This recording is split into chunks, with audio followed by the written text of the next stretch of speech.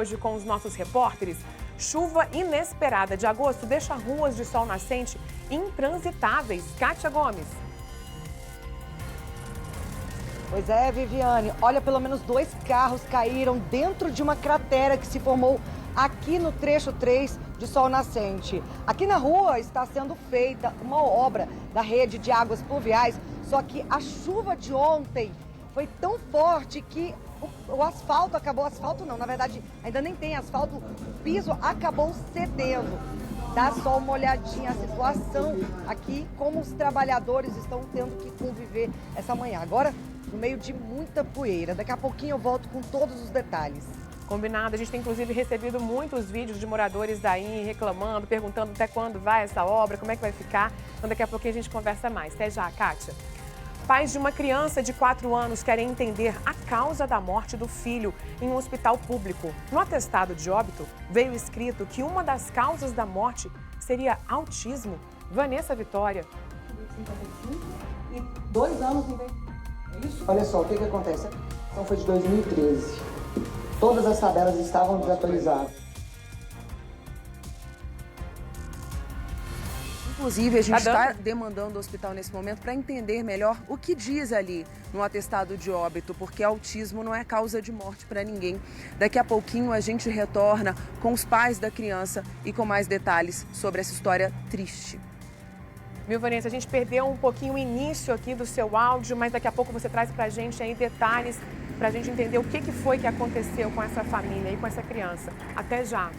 E a governadora em exercício, Celina Leão, está visitando hoje as obras da reforma do Teatro Nacional.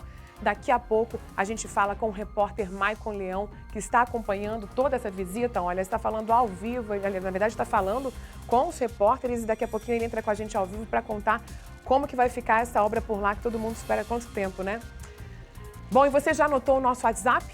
Aqui na tela para você, 99623-2421. Eu sempre falo para você já salvar no seu celular para mandar para a gente alguma sugestão de reportagem. Manda uma mensagem falando sobre o que está acontecendo aqui no jornal, o que você acha. E claro que tem sempre aquela foto que você gosta de tirar assistindo a gente. Hoje tem várias fotos para a gente mostrar aqui ao longo do jornal, viu? Vou mostrar. E também tem nosso Instagram, tá aqui, olha, o @SBT Brasília, para você poder acompanhar. Tem vários posts lá para você acompanhar as notícias aí ao longo do dia. Quero estar cada vez mais perto de você, a sua voz é importante para mim. Notícia para você acompanhar a partir de agora. Hoje é sexta-feira, viramos o mês, 1º de setembro. Vamos juntos? Já estamos no ar.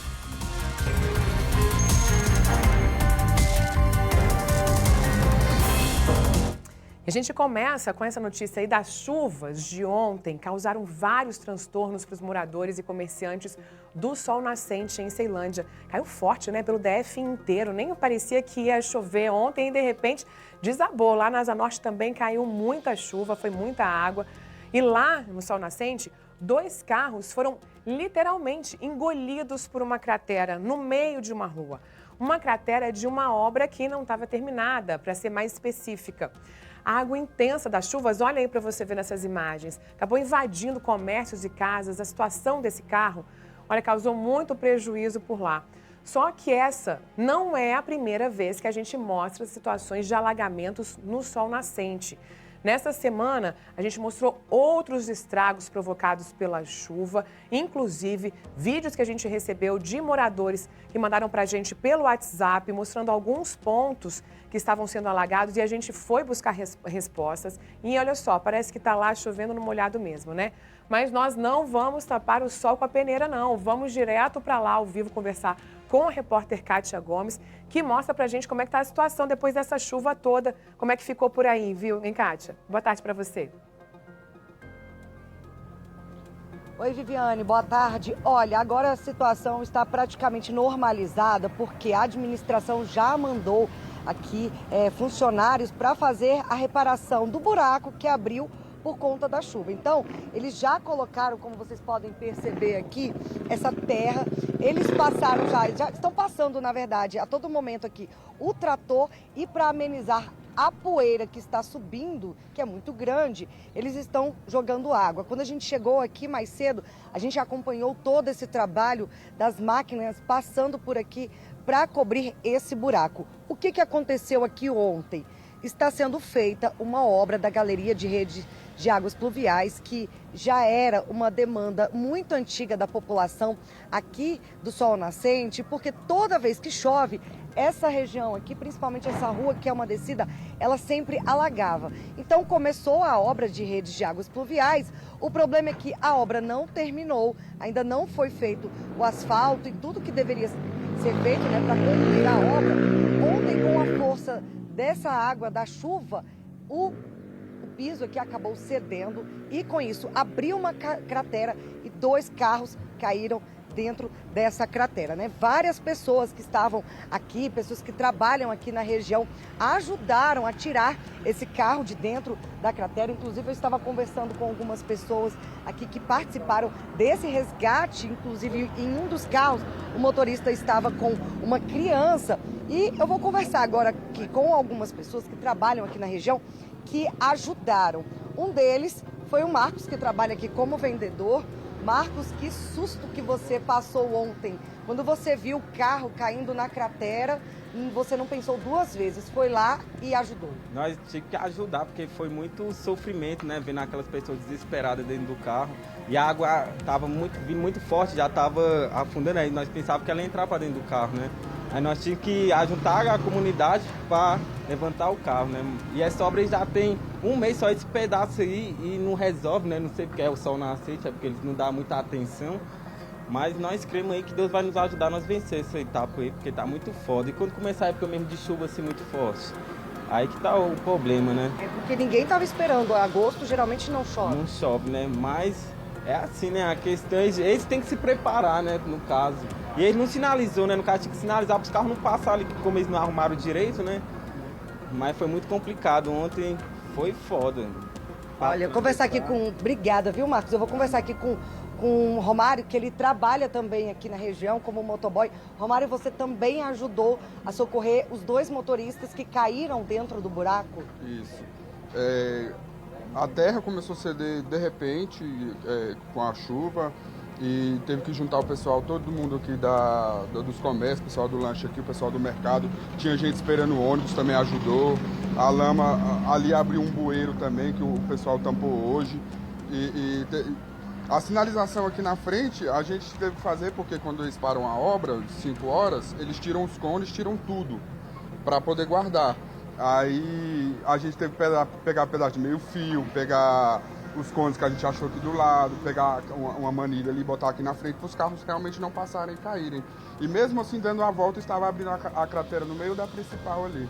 Foi ali perto de onde tem aquele papa-lixo. Você se importa de ir lá com a gente, pra gente mostrar? Vamos lá, vou pedir pro Angélio, meu cinegrafista, me acompanhar, pra gente mostrar o exato local onde abriu essa cratera. Deixa a gente ter cuidado aqui para atravessar a pista.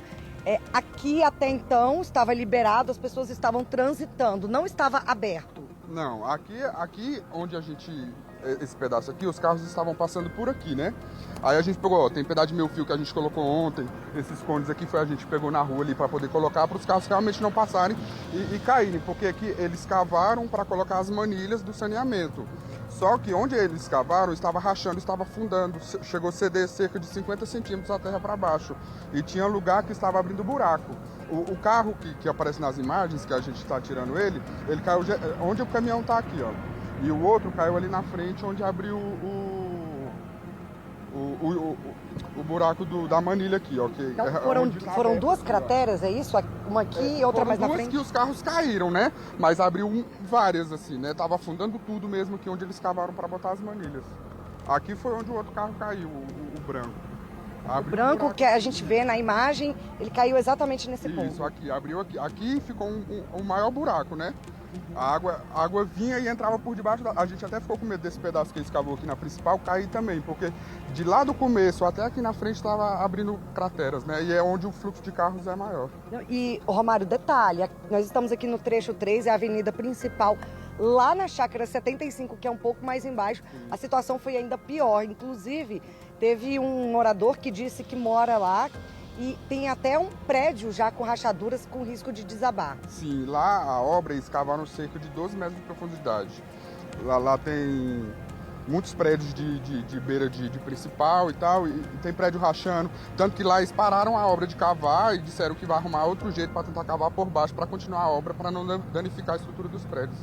Olha, Romário, nós pedimos uma explicação para a administração e eles explicaram que está tendo uma obra, claro, a obra é para o benefício da população, tanto aqui no trecho 3 como no trecho 1, está sendo feita a galeria de redes de águas pluviais e a solução definitiva do problema só vai acontecer, só vai ter realmente uma solução quando a obra terminar.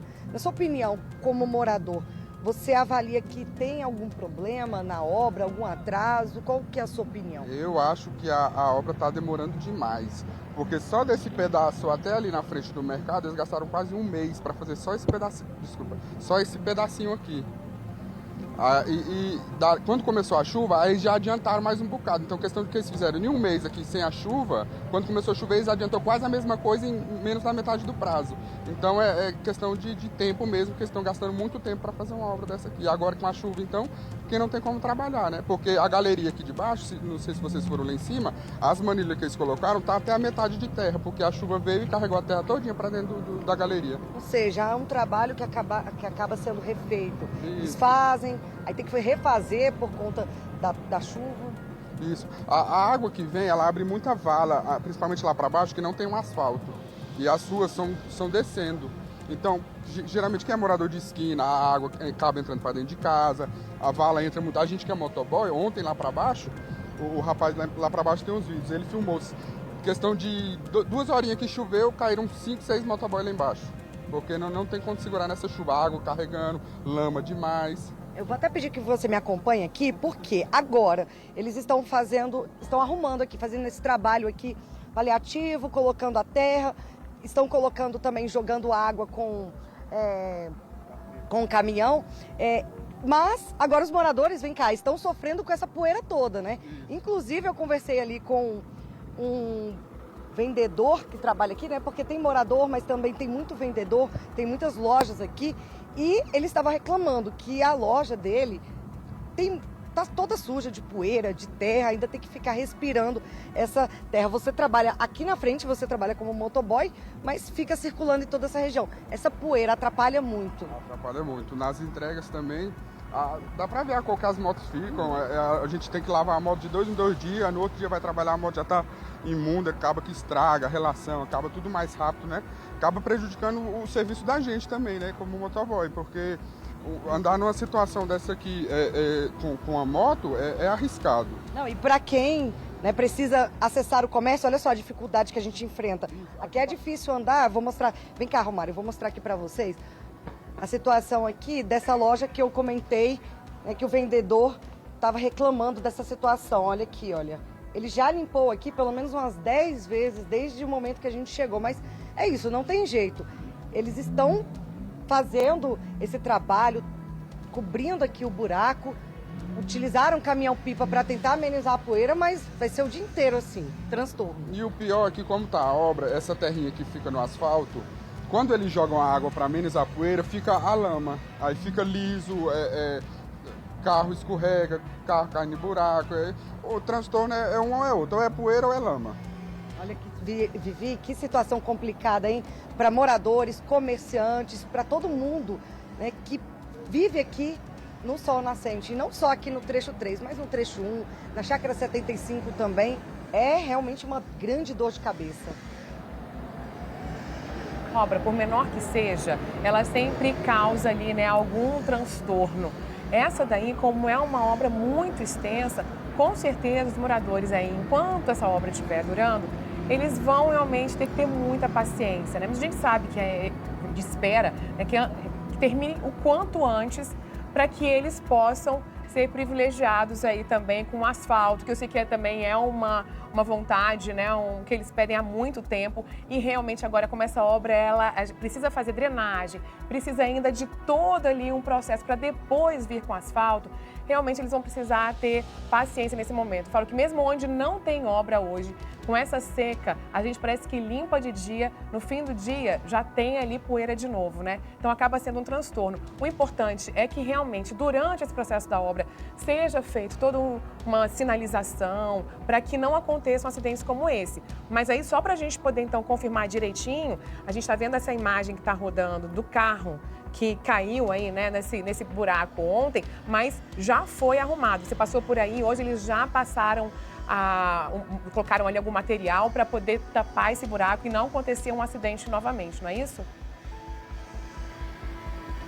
Isso, eles ainda estão fazendo o trabalho aqui, eles pararam agora por conta do horário de almoço, mas eles vão continuar com o trabalho. Inclusive, a gente consegue ver ali, vou pedir para o Angélio mostrar, o pessoal que está fazendo esse serviço, esse pessoal que está vestido de azul.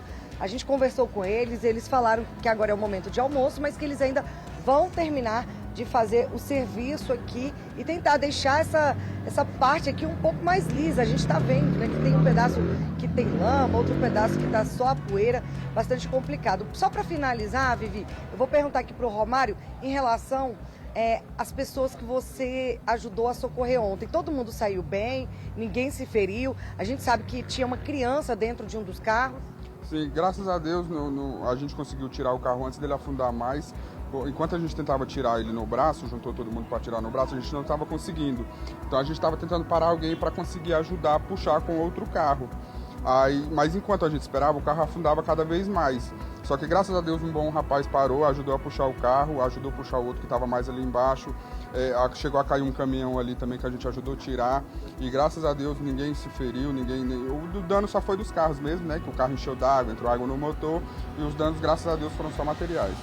Agora vocês fizeram a sinalização, colocaram ali meio fio, cones, para evitar que alguém passe por aqui. É importante isso, reforçar a administração que vem até aqui, reforçar essa sinalização. E pedir para a administração que quando eles pararem as obras no fim do dia, eles não deixam sem a sinalização, porque aqui o problema foi a sinalização. Como não tinha sinalização, e aqui já era o caminho dos carros passarem, essa sinalização acaba que intensificando esses acidentes que aconteceram ontem por conta da chuva. Tá certo, Romário. Muito obrigado, viu, pela sua participação aqui, por contar, explicar tudo o que aconteceu aqui ontem. Então é isso, Viviane. Como eu disse, a nota da administração fala justamente sobre isso, que é uma obra que está sendo feita, né? E, infelizmente, só vai ser resolvido definitivo quando a obra terminar. Você falou quando terminar, eles deram já um prazo nessa nota, falando quanto que deve ser, pelo menos a previsão, né, de término dessa obra? Reforça, por favor, Kátia. Não, eles não deram nenhum prazo específico, mas eles explicaram de cada trecho, né? Por exemplo, o trecho 1 e o trecho 3 estão na mesma fase, que é a fase de instalação das redes de águas pluviais. Então, assim, é um trabalho demorado, não é um trabalho tão simples, porque eles vão fazer a instalação só depois. Eles vão colocar o meio-fio e também o asfalto. Aí sim o trabalho será concluído. E claro, depende também, né, Viviane, dessa questão das chuvas, porque agosto não tinha previsão de chuvas. Então eles poderiam agilizar ainda mais essas obras. Aí agora, com esse transtorno, vai ter que refazer o que já tinha sido feito. Então ainda não tem um prazo definitivo. Pois é, a gente então, pelo menos, com relação à previsão do tempo, tem aí uma expectativa de que setembro seja seco, sem chuva. Então, tomara que ajude, pelo menos, em relação às obras. A gente viu ali que eles estão tentando algumas alternativas, meio paliativas, para poder amenizar os transtornos, colocando ali um caminhão-pipa, mas fica, inclusive, a dica desse morador para poder colocar essa sinalização depois que a obra termina ali, né, ao longo do dia, para evitar acidentes como esse. Obrigada, viu, Kátia? O que a gente espera é que o quanto antes eles possam estar comemorando, né, o fim dessas obras. Até já. E agora, olha essa história. A família de Lorenzo, uma criança de 4 anos que tem transtorno do espectro autista, está em busca de respostas. Lorenzo começou a se sentir mal na segunda-feira. E segundo a família, ele estava apenas tossindo. A médica plantonista do Hospital Bom Jesus, lá em Águas Lindas, amarrou na maca, segundo a família, impedindo o responsável de ficar com a criança. Pelo fato de ser autista, a gente já começa por aí, né? A criança tem o direito assegurado por lei de estar acompanhada com alguém, né, da família ali, o que não aconteceu. E pouco tempo depois, veio essa notícia triste de que Lorenzo havia falecido. Gente, que situação ainda chamou a atenção também uma outra questão. No atestado de óbito da criança, ficou escrito que a causa da morte, além de aguardar os exames, seria autismo, como se essa condição fosse motivo de morte. Algo que está causando ali mais dor ainda para essa família, que já está passando pelo pior momento da vida.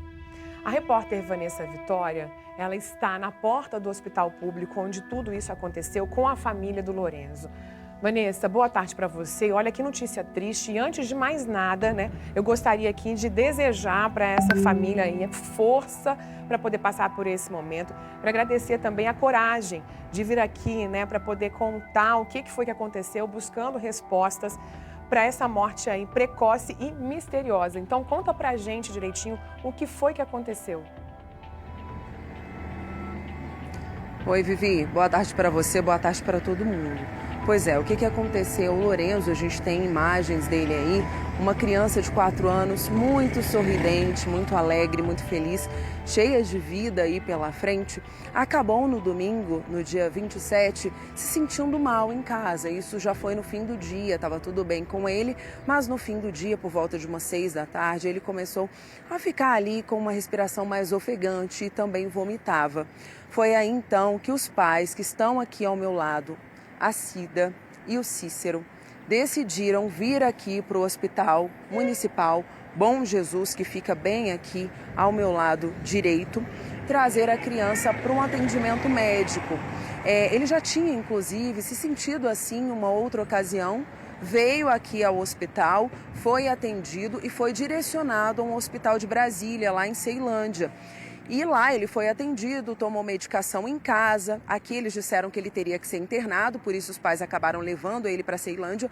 Mas chegou lá, os médicos, os profissionais de saúde, viram que não havia essa necessidade e ele foi tratado em casa, medicado em casa e tudo ficou bem. Mas aconteceu de novo a mesma situação e eles vieram para cá. E dessa vez o Lorenzo não voltou mais para casa. Eu vou conversar agora com os pais. Era o único filho da Cida.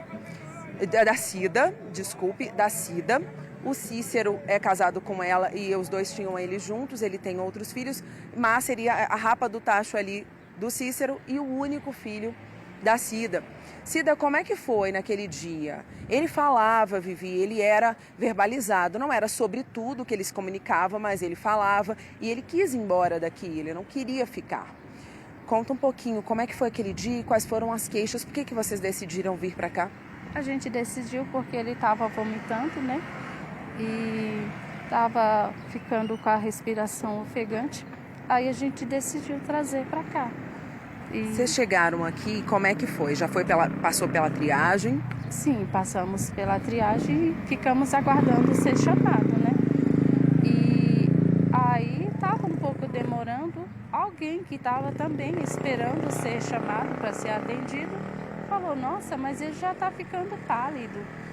Aí foi que ela chamou a enfermeira, essa pessoa, e foi que a enfermeira veio e olhou ele, a gente já estava aguardando um tempinho, né? E ela falou assim, eu vou mandar ele direto para a sala vermelha.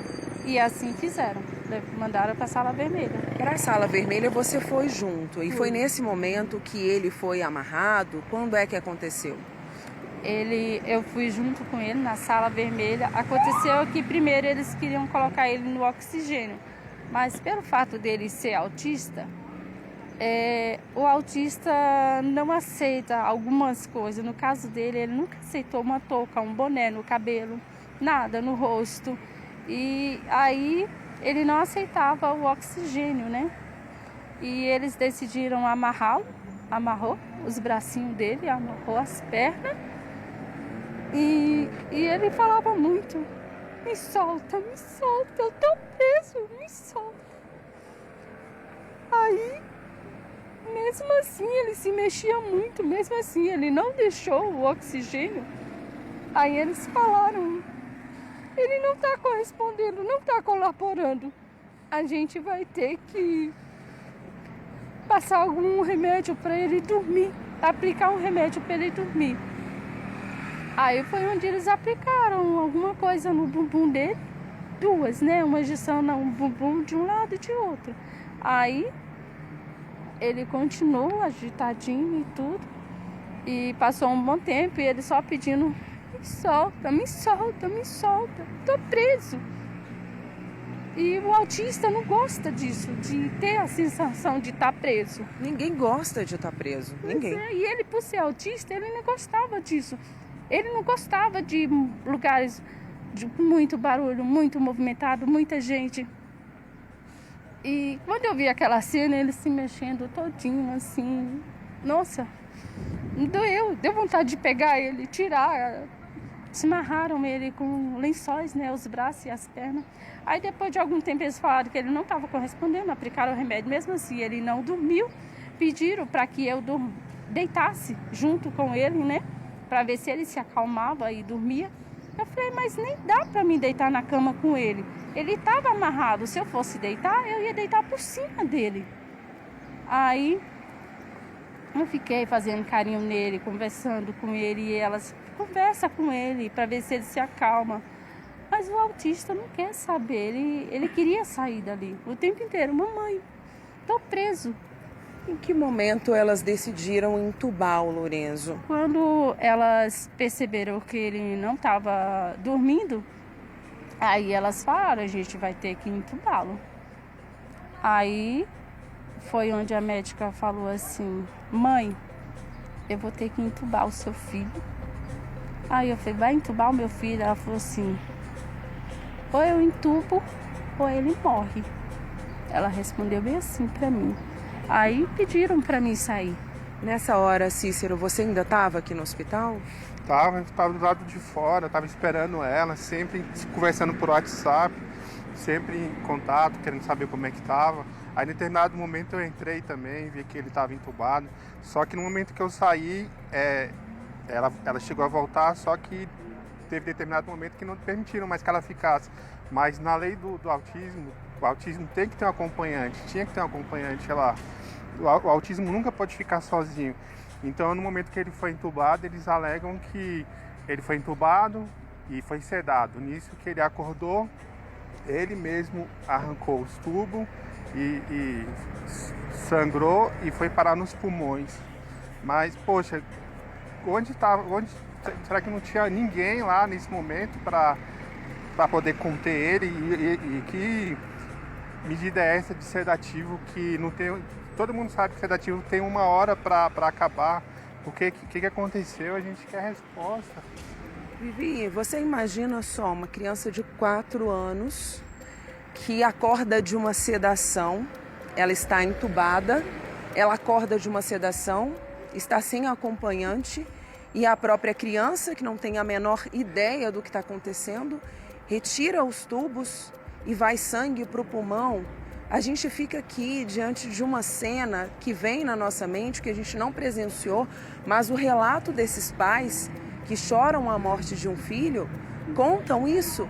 Quem estava responsável por cuidar dele? Quem estava com ele?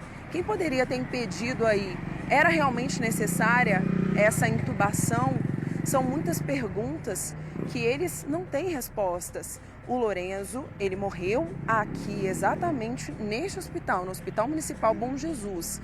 Daqui ele foi levado ao IML de Lusiânia para que fossem feitas os devidos exames, aí até para dar uma resposta sobre a causa da morte, porque como a gente disse, você já disse, trouxe isso, Vivi, lá no atestado diz que aguarda exames, autismo. Autismo não é causa de morte.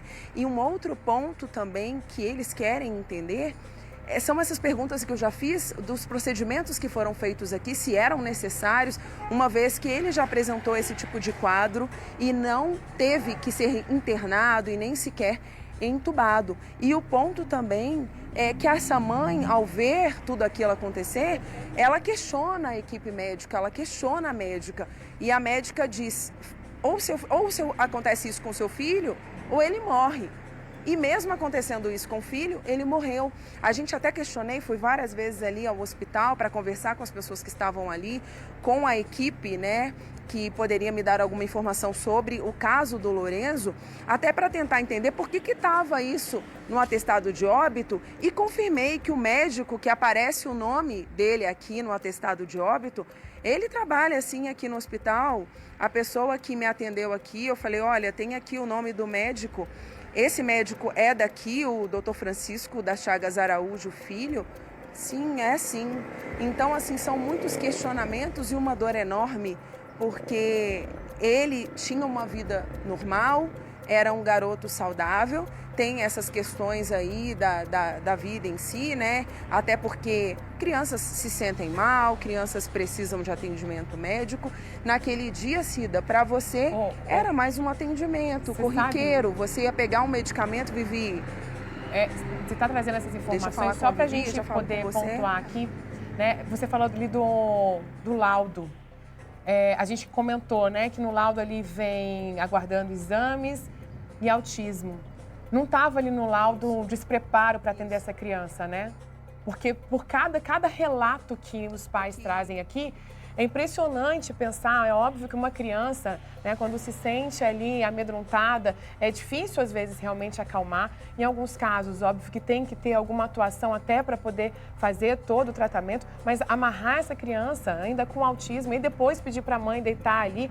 Gente, assim, que despreparo para lidar com uma situação como essa. Né? Se você falar em entubar uma criança que chegou ali, assim, sem essa, pelo menos aparentemente, vamos aguardar aí depois a investigação, mas a gente sabe que entubar é quase que em último caso. Nem depois deixar essa criança sozinha, como a própria mãe falou, né? Assim, você estava comentando aí, tem um prazo para poder realmente fazer o efeito da medicação. E quem estava acompanhando essa criança para saber se ela já estava realmente acordando, como é que ela ia reagir. Só para a gente poder continuar essa conversa, Vanessa, mas antes deixa eu chamar aqui um vídeo que a gente recebeu, porque a nossa produção levou esse caso, inclusive, para a Associação dos Amigos dos Autistas, e eles reforçaram que a conduta de amarrar a criança e não deixar essa criança ter um acompanhante é ilegal. A Gisele Montenegro, presidente da associação, mandou um vídeo para a gente. Vamos ouvir. Recebemos a informação do falecimento de uma criança que consta em sua certidão de óbito como motivo do falecimento o autismo. Ficamos perplexos com esta informação, pois as principais comorbidades relacionadas ao autismo são epilepsia e transtornos de ansiedade, entre outros transtornos. Nada justifica constar como motivo do falecimento dessa criança o autismo. Isso é inadmissível. Sem dúvida, e é o que agora a família também está querendo entender, né? O que aconteceu. Em outros casos que eles precisaram levar o Lourenço para um médico, né? Foi sempre aí nesse hospital, eles tinham um atendimento diferente do que eles receberam, até para a gente saber, né, o que o Hospital Municipal Bom Jesus falou sobre esse caso, sobre essa conduta médica. Vivi, o Lourenço, ele tinha sim já tido, né, essa falta de ar aí, essa questão, e tinha sim sido atendido aqui, até como eu falei antes, e no dia ele foi levado para o hospital de Ceilândia, porque a orientação médica aqui no Bom Jesus é que ele precisava ficar internado. E aí ele foi para Ceilândia por causa disso, mas ela não precisou não, o médico que atendeu lá falou não precisa não. Ele vai receber medicamentos em casa e vai ficar tudo bem. E foi exatamente isso que aconteceu. No dia 27, quando os pais, Cida e Cícero, trouxeram de novo o Lourenço aqui, eles ligaram em alguns hospitais do Distrito Federal e falaram que não tinha vaga, né, Cida? Sim. Por isso que ele ficou aqui. Porque senão, se tivesse tido vaga, olha isso, eles poderiam ter saído com o Lourenço daqui, porque ele não chegou andando aqui, Vivi, não é porque ele não estava andando, não é porque ele estava dodói, mas ele estava com a mobilidade dele garantida, ele estava com sinais vitais garantidos, ele estava com tudo certo. Mas naquele dia, eles ligaram para hospitais do Distrito Federal e disseram que não tinha vaga, então ele acabou ficando por aqui, né, Cida? Sim, eles falaram que não tinha vaga, e aí falaram que ia tentar uma vaga aqui no Goiás. E aí eles tentaram, falaram que conseguiram uma vaga só para Uruaçu. Só que eles falaram assim, no caso, como do jeito que ele está, se for para Uruaçu de ambulância, são muitas horas. ele poderia não conseguir, né? Mas vocês viam que realmente ele estava assim tão debilitado desse jeito? Não estava. Ele não estava. Não estava. Não estava. Momento algum. Ele veio aqui falando. Eu acredito que a intubação seja só quando o pulmão esteja bem comprometido, a ponto de fazer esse procedimento. Mas da forma que ele estava, eu acredito que não. Mas ele fez exame aqui de raio-x e o raio-x deu o quê? Falaram para mim, a médica falou para mim que o pulmão estava limpo e que não tinha nada. Não tinha nada. Ela falou isso para mim. Aí ela falou assim, ó, o motivo dele estar com a respiração ofegante pode ser que ele pode estar anêmico e esteja causando isso. Olha só, Vivi, então tem aí o relato dos pais de que ele teria feito o exame e que não teria nada no pulmão. Com relação à sua pergunta sobre o posicionamento do hospital, eu fui algumas vezes ali, até fui, né, bem atendida pelas pessoas que estavam aqui, que informaram que a diretora estava respondendo a demanda da nossa produtora Ana Lídia por e-mail. A gente ficou monitorando isso e esse e-mail chegou. Eu faço questão de ler a nota como ela veio aqui, para a gente contextualizar isso. Olha só, o Hospital Municipal Bom Jesus inicialmente se solidariza com a dor da família do Lorenzo, que faleceu no dia 28, às 8h44. E, em respeito ao acontecido, esclarece que o paciente foi prontamente atendido aqui no hospital às 19h50 do dia anterior, né, que foi no dia 27/8, com relato de que estava aí com uma crise de asma, sendo realizadas as medidas necessárias para estabilizar o quadro.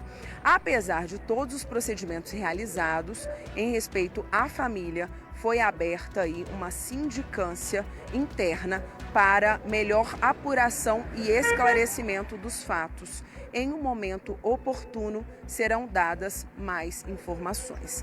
Essa é a nota que a gente recebe da direção geral aqui do Hospital Bom Jesus, que é a Cristiane Kelly da Silva Martins, que assina essa nota que a gente solicitou. Então, Vivi, o que a gente tem de posicionamento do hospital é isso, e a gente segue com as dúvidas dos pais que querem uma resposta, que trouxeram o Lorenzo para cá e não conseguiram levar ele de volta para casa.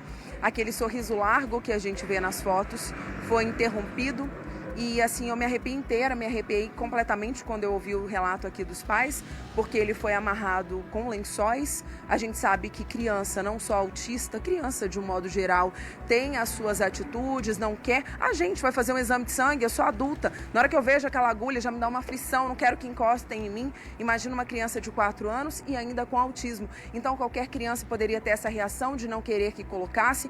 Não só ele, que a mãe já relatou aqui, que não gostava que colocasse nada na cabecinha, no rostinho, então não permitiu o oxigênio ali, mas o que a mãe ouviu da equipe foi que ele não estava colaborando, levou 2 injeções no bumbum para colaborar, seria esse o termo, né, que foi dito aqui, para ele colaborar, e aí ele não dormiu, continuou agitado, não estaria colaborando mesmo com as injeções. A mãe não sabe relatar injeções de quê, o que foi dado. Não me falaram, só aplicaram e não me falaram o quê. E aí, Vivi, quando a gente está diante de um relato desse, a sensação que a gente tem é de angústia, de desespero. Por quê? Porque os pais saem de casa em busca de ajuda, em busca de solução. Eles não saem de casa porque se eles ficam em casa, a gente pensa assim, vou levar para o hospital, porque lá eles vão resolver. Porque se ela fica em casa, ela pensa, não, ele pode piorar, então vou levar o quanto antes. Eu perguntei para ela, Cida, ele tinha febre? Cida, ele tinha alguma outra coisa? Não, era só isso. O meu filho, ele sempre foi uma criança muito saudável. Muito saudável. Nunca precisou de a gente estar vindo com frequência em hospital com ele.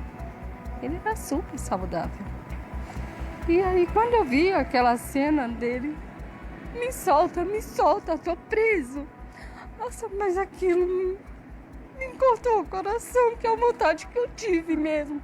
É de pegar ele no braço e levar para casa. E ele pedia o tempo inteiro, vamos mamãe, vamos para casa. Vamos embora, mamãe. Ele falava isso o tempo inteiro. Mas a gente traz achando que eles estudaram para isso, para cuidar das pessoas. A gente nunca pensa que vai acontecer uma coisa dessa. Vivi, difícil comentar, difícil falar num momento desse. Difícil tecer algum comentário, porque eu tenho certeza que se esses dois aqui, pai e mãe, pudessem voltar no tempo, eles não teriam passado na porta desse hospital, eles não teriam trazido o Lourenço para cá, ou talvez teriam cuidado dele em casa. Com certeza. Poxa, era tão cheio de vida, tão feliz. Eu acho que a gente achava que, como os pais, a gente estava ensinando ele a amar, mas ele nos ensinou muito mais. Apesar do problema do aspecto autista dele, ele era muito inteligente, ele sabia tudo que estava fazendo. Ele foi, do nosso amor, ele se tornou um amor muito maior para a gente. E realmente é uma grande perda você trazer um filho seu para um hospital e para ele voltar saudável e você ter que enterrar seu filho num caixão, dói demais, é uma dor que eu não desejo para ninguém. Eu acho que pai nenhum no mundo deveria passar por essa dor, porque dói muito, dói muito. Quando eu fui no CIOPS registrar o boletim de ocorrência, quem me atendeu falou assim: o hospital não tem condições de entubar ninguém, eles não têm preparo para entubar ninguém, eles não deveriam entubar pessoas aí no hospital. Isso ela falou para mim. E aí foi onde a gente pediu, né, o reexame para saber a causa da morte, levamos para a Lusiânia para fazer a autópsia, isso e aquilo. E lá, porque eles dizem que o normal, o exame sai em 30 dias. E lá eles falaram pra gente que é de 8 a 9 meses. Isso também eu quero saber. Por quê? Qual o motivo dessa demora? Da autópsia. Sim. Porque se são 30 dias, por que eles deram esse prazo pra gente de 8 a 9 meses? Vivi, é um outro questionamento, é mais uma dúvida aí que eles têm com relação a essa demora para ter um esclarecimento com relação à morte do Lourenço. A família agora tem uma advogada que vai cuidar disso, vai mexer aí, né, com o que for necessário para antecipar isso, né, na verdade, para conseguir o mais rápido possível que eles tenham essa resposta, para que eles possam entender o que realmente aconteceu, o que não deveria ter sido feito. E a gente fica aqui, né, se solidariza num momento de tristeza, de angústia, dando uma notícia que é aquela que a gente nunca quer dar, né? Você vê o choro de um pai, o choro de uma mãe, né, que sentem aí um peso, né, nas costas de não terem mais o filho, mas o que eu tenho a dizer até para eles, Vivi, é que assim, o Lourenço, como o pai falou, ele veio ensinar sobre amor. Eles achavam que estavam ensinando para ele sobre amor, mas ele veio para ensinar sobre o amor e que fique esse ensinamento e que outros pais não vivam a dor que eles estão vivendo nesse momento, Vivi. É o que a gente pede, é realmente um clamor que a gente faz, que outras famílias não sintam isso e que os profissionais de saúde que a gente tanto ama e valoriza, que eles tenham mais cuidado ao tratar uma criança e que a gente entenda por que está escrito ali autismo. Como a moça da associação falou, isso não é causa de morte de ninguém. A gente se solidariza. Ficam nós aqui, né, como você abriu aí o nosso link, a solidariedade. A gente se solidariza e a gente também vai acompanhar de perto essa investigação para saber o que de fato aconteceu. Porque como a Cida falou, né, assim, um coração fica partido, não é só o dela não, o de todos nós acompanhando todo o relato deles. Olha, realmente assim, é de arrepiar, vendo ali aquelas imagens do Lourenço feliz, brincando, né, e de repente numa situação em que levou ali para ser atendido e de repente depois não consegue levar para casa, sendo entubado. E o que mais chama atenção, né, nessa nota que a gente pediu inclusive para o hospital, eles falarem que ele foi prontamente atendido, ok, foi, mas a forma como foi atendido, a forma como eles depois desenvolveram todo esse atendimento, que é extremamente questionável. né? Então a gente vai continuar acompanhando realmente todo o nosso carinho para essa família aí, para que consiga continuar lembrando do sorriso, né, e de todo o amor que o Lorenzo foi ensinando para eles. Obrigada pelas informações, viu, Vanessa? Bom, vamos mudar aqui o nosso assunto, porque é o seguinte, no Brasil, somente no ano passado, 2.500 crianças e adolescentes em todo o Brasil ficaram sem mãe, que foram vítimas de feminicídio. E como temos anunciado aqui em outras edições, o Distrito Federal vai ser a primeira unidade da federação a criar um auxílio para os órfãos do feminicídio, que devem ter ali pelo menos um amparo financeiro até que eles cheguem à fase adulta. O projeto é uma proposta, né, do governador Ibanez Rocha e agora há pouco foi sancionado pela governadora em exercício, Celina Leão. E a gente vai conversar agora com o Michael Leão, que acompanhou todo esse processo hoje, né, esse evento, para conversar com a gente aqui, trazer mais detalhes, para saber como que vai ser, né, Michael? Aliás, daqui a pouco você vai trazer uma outra informação também, que você já foi para outro ambiente. Mas em relação a esse caso desse projeto, a gente sabe exatamente quantas crianças, adolescentes que estão nessa situação só este ano, porque a gente já está aqui com o número de 25 casos de feminicídio que tem chamado muito a nossa atenção, né? Boa tarde para você. Oi, Vivi. Boa tarde para você, para todo mundo ligado no SBT Brasília, a primeira edição. Órfãos do feminicídio no Distrito Federal, Vivi, nessa faixa etária entre 18, em alguns casos que pessoas em situação de vulnerabilidade até 21 anos, são mais de 300, mas que já se encaixam nesse perfil para o recebimento imediato desse auxílio, são 210 entre crianças e adolescentes que já serão beneficiados com essa lei, como você bem disse, foi sancionada agora há pouco ali no Palácio do Buriti pela governadora em exercício, Celina Leão.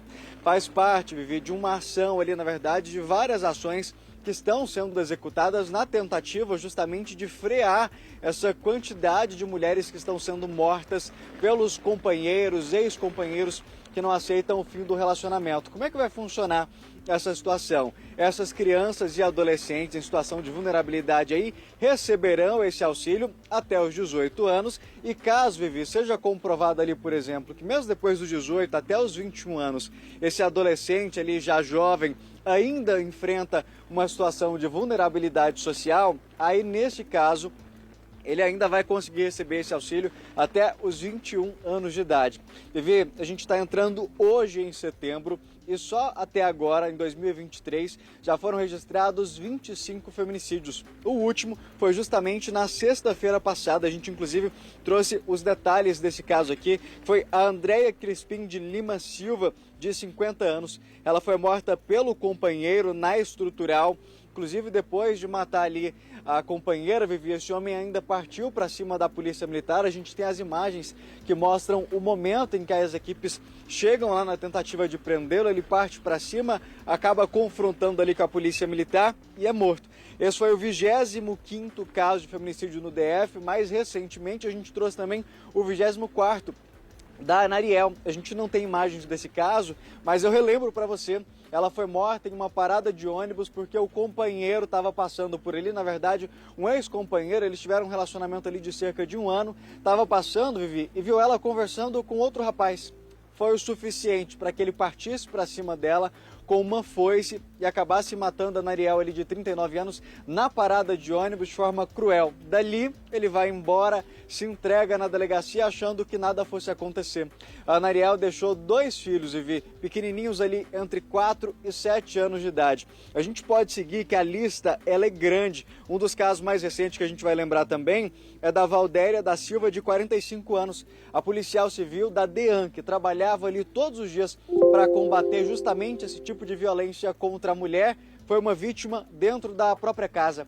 E assim, se a gente seguir, a gente tem várias outras histórias da mesma forma. Muitas vezes ali companheiros inconformados com o fim do relacionamento, homens, Vivi, que não aceitavam ali o fim do relacionamento, que muitas vezes acabar ali ou acaba o relacionamento, acabou com a vida. Não tem nada que vai possibilitar ele conhecer outra pessoa, se envolver. Para ele acabou o relacionamento, a mulher não tem mais o direito de viver. Eu não consigo entender o que passa na cabeça dessas pessoas que entendem dessa forma. Mas, Vivi, estudos ali comprovando, inclusive estudos realizados pelo GDF e outras ações, tem visto uma possibilidade da gente mudar o futuro, já que hoje, infelizmente, essa situação já está mais complicada e que a gente tem que sim pensar lá nas nossas crianças. Então, tem sido desenvolvidos ali outros projetos, foi apresentado e sancionado hoje também nesse pacote de leis aí, que apesar de a gente já estar entrando em setembro, faz parte do Agosto Lilás, que é um mês ali justamente de cobrar pela violência contra a mulher, de tentar frear essa situação que a gente tem, infelizmente, visto crescer cada vez mais. Se continuar nessa velocidade em que a gente está, 2023 vai ser o ano em que mais mulheres foram mortas na história do Distrito Federal. Então, Vivi, além desse pacote ali que oferece esse auxílio aos órfãos do feminicídio, a partir de agora, no GDF, o que acontece? O homem que tira ali a vida de uma mulher, que fere ela, que ela precisa ir para o hospital, essas custas,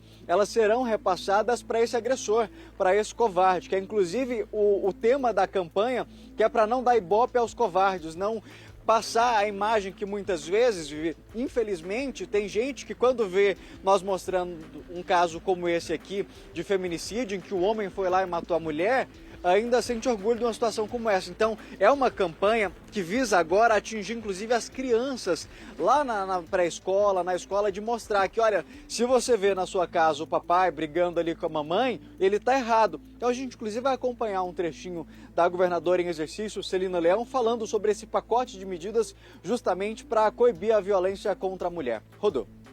Prevê multa, né, para o agressor daqueles serviços públicos que foram utilizados durante o atendimento, de R$500 a R$500 mil, o Estado poderá aplicar multa.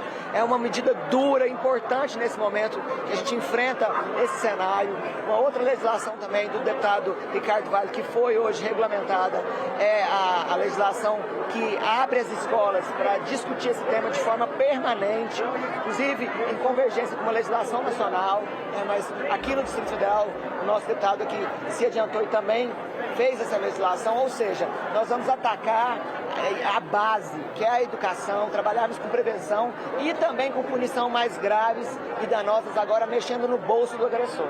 A senhora falou dessa multa, como é que deve ser a aplicação e a variação desse valor, já que ele parte ali de R$500 até R$500 mil? Olha, isso será avaliado pelo próprio governo do Distrito Federal, pelo número de aparato do Estado que foi usado. Às vezes foi usado Secretaria de Saúde, atendimento de saúde, né?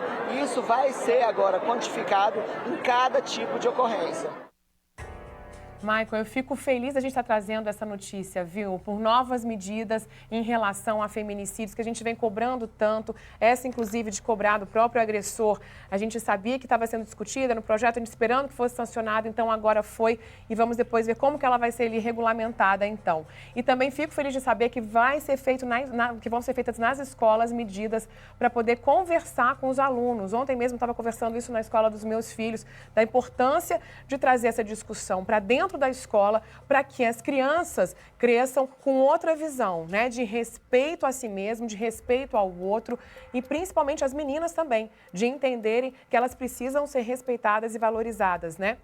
Então, Maicon, a gente falou sobre esse assunto, mas tem um outro assunto que eu queria conversar com você, que você acompanhou. A gente está até vendo aí onde que você está, né, perto do Teatro Nacional. Muitas pessoas, por volta e meia, se perguntam, né? Nossa, como é que está a obra do Teatro Nacional, um lugar tão incrível aqui que a gente tem na nossa cidade. Desde janeiro de 2014, o Teatro Nacional foi fechado, só para a gente poder contextualizar aqui para vocês que estão acompanhando a gente, e foi fechado por recomendação do Corpo de Bombeiros e do Ministério Público por não atender a normas de acessibilidade e segurança vigentes. Isso porque deixaram ficar dessa forma, né?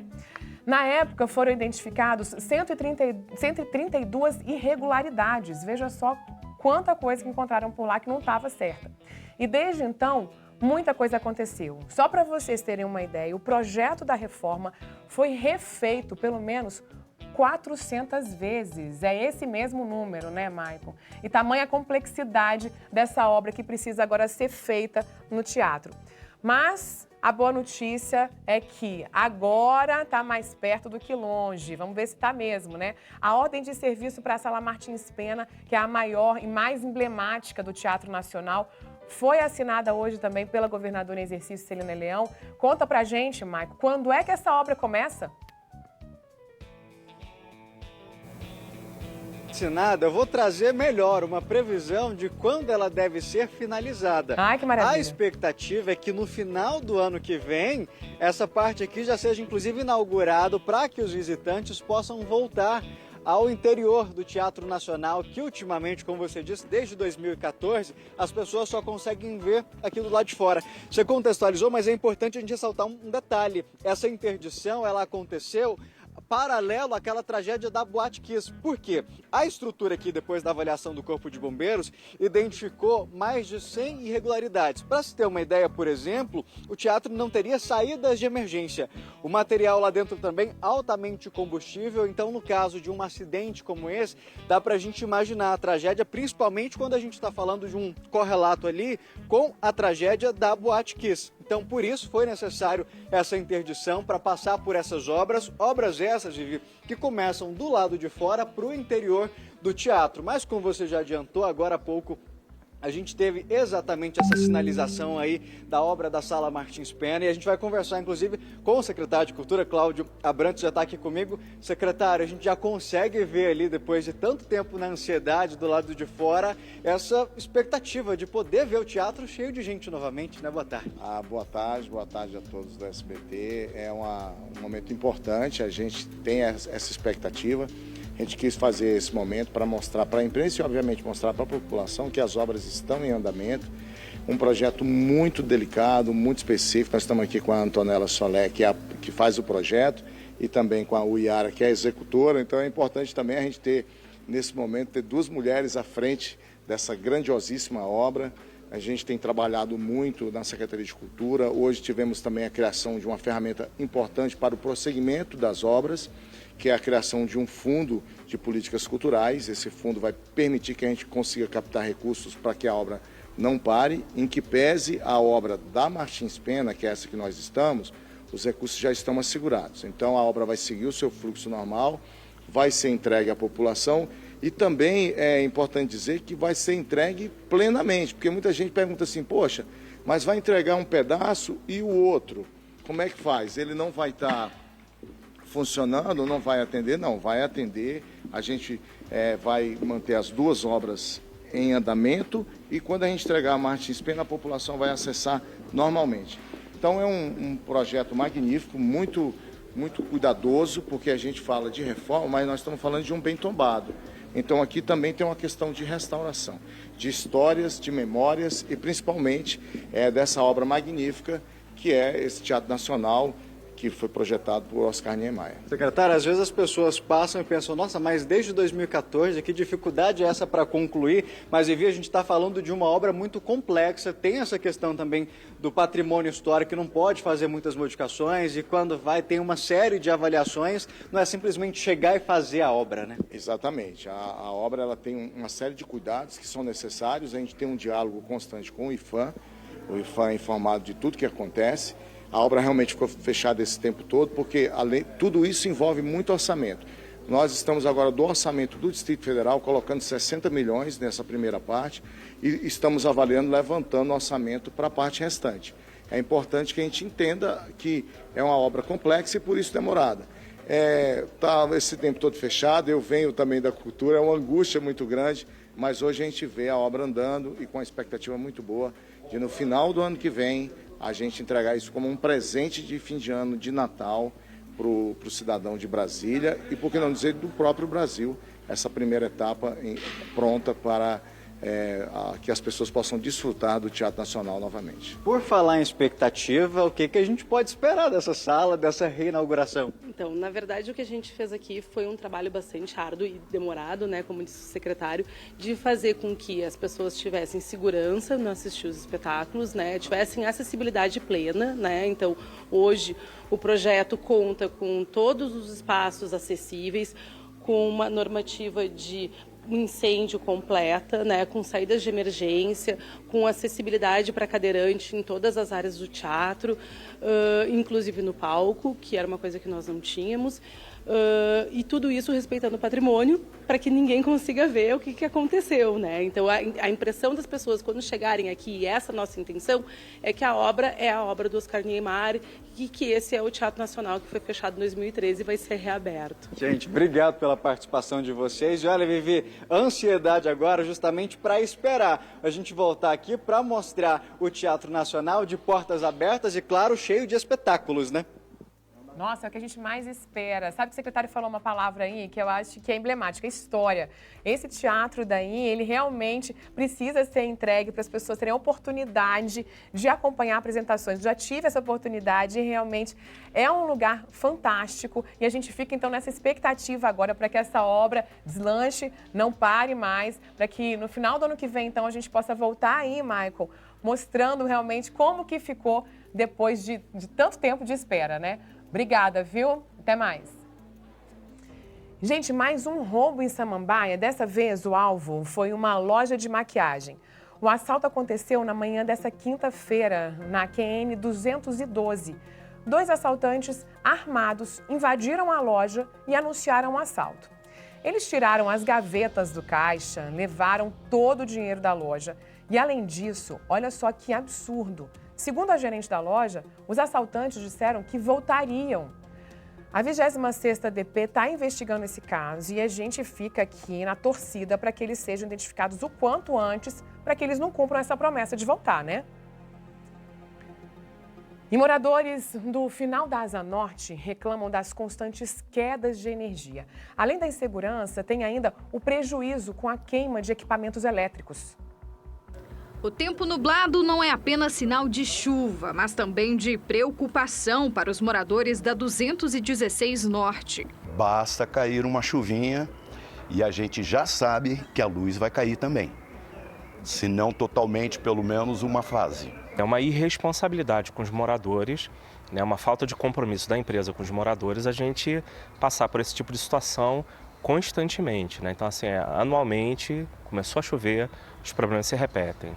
Seu Manuel é zelador do Bloco D há 33 anos. Ele conta que a falta de energia é recorrente na quadra. No último fim de semana, eles tiveram um problema no fornecimento por mais de 12 horas. Essa semana nós ficamos aqui de 21 e 17 da noite até no dia seguinte, às 10h20, sem energia. A energia só numa fase. Aqui no Bloco E, os moradores tiveram um prejuízo com o refletor e com os equipamentos que protegem as câmeras de segurança das oscilações de energia. 2 placas queimaram. E por pouco, serviço como esse, de registrar quem passa por aqui, não deixou de ser feito. Sem falar das despesas do condomínio, que acabam sendo afetadas também, porque aumentam as despesas ordinárias com as manutenções e reposições dos equipamentos que são queimados com as interrupções bruscas de energia. Além dos gastos adicionais com o condomínio, os moradores também estão tendo prejuízos em casa. Não é incomum ter relatos de moradores,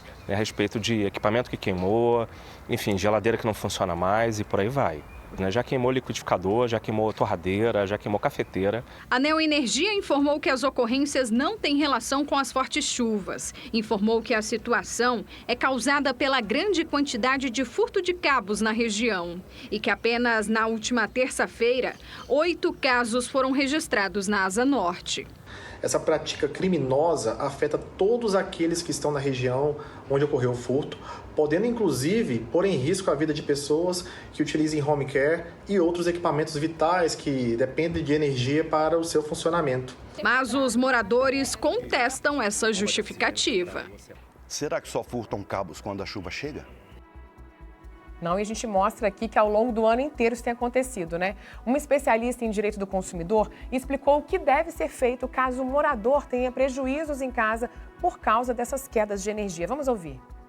Esse consumidor deve, primeiramente, procurar a própria concessionária a fim de que ela, no prazo de 90 dias, promova o ressarcimento desse produto ou a substituição dele. Caso isso não seja realizado dentro do prazo previsto ou mesmo haja uma negativa por parte dessa concessionária, esse consumidor deve reunir o maior número de provas, de documentos que comprovem o dano, procurar os juizados especiais de sua localidade ou mesmo o PROCON local, para formalizar essa reclamação, essa denúncia, a fim de que seja possível o ressarcimento pelos danos materiais e morais em razão da queda de energia.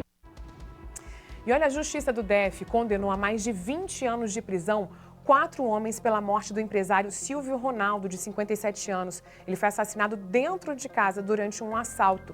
Vamos relembrar esse caso? Ele é dono de um restaurante na 114 Norte. O Silvio foi alvejado por pelo menos 4 tiros, um deles na cabeça. O crime foi no dia 30 de agosto do ano passado. Passa rápido demais, né? A gente fez um ano agora. João Vitor Bezerra e João Paulo de Queiroz Moreno foram condenados a 21 anos e 3 meses de prisão. Já Marcos Vinícius Spinelli Novaes e Anderson Nogueira Beirão tiveram como pena 24 anos, 9 meses e 15 dias. Todos respondem por latrocínio. A investigação descobriu ainda que um dos acusados, o João Vitor, era vizinho do empresário e sabia que ele costumava andar com bastante dinheiro. Os criminosos levaram R$70 mil da vítima.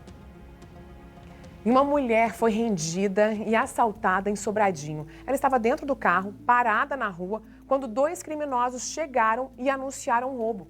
Eles abriram a porta do veículo ali, olha só. Ela saiu correndo e a dupla fugiu levando esse carro. O crime foi por volta ali das 5 horas da tarde. Você vê que ela saiu ali desesperada, né? Foi na quinta-feira, ontem, na quadra 8 de Sobradinho. O Sobradinho 1, viu?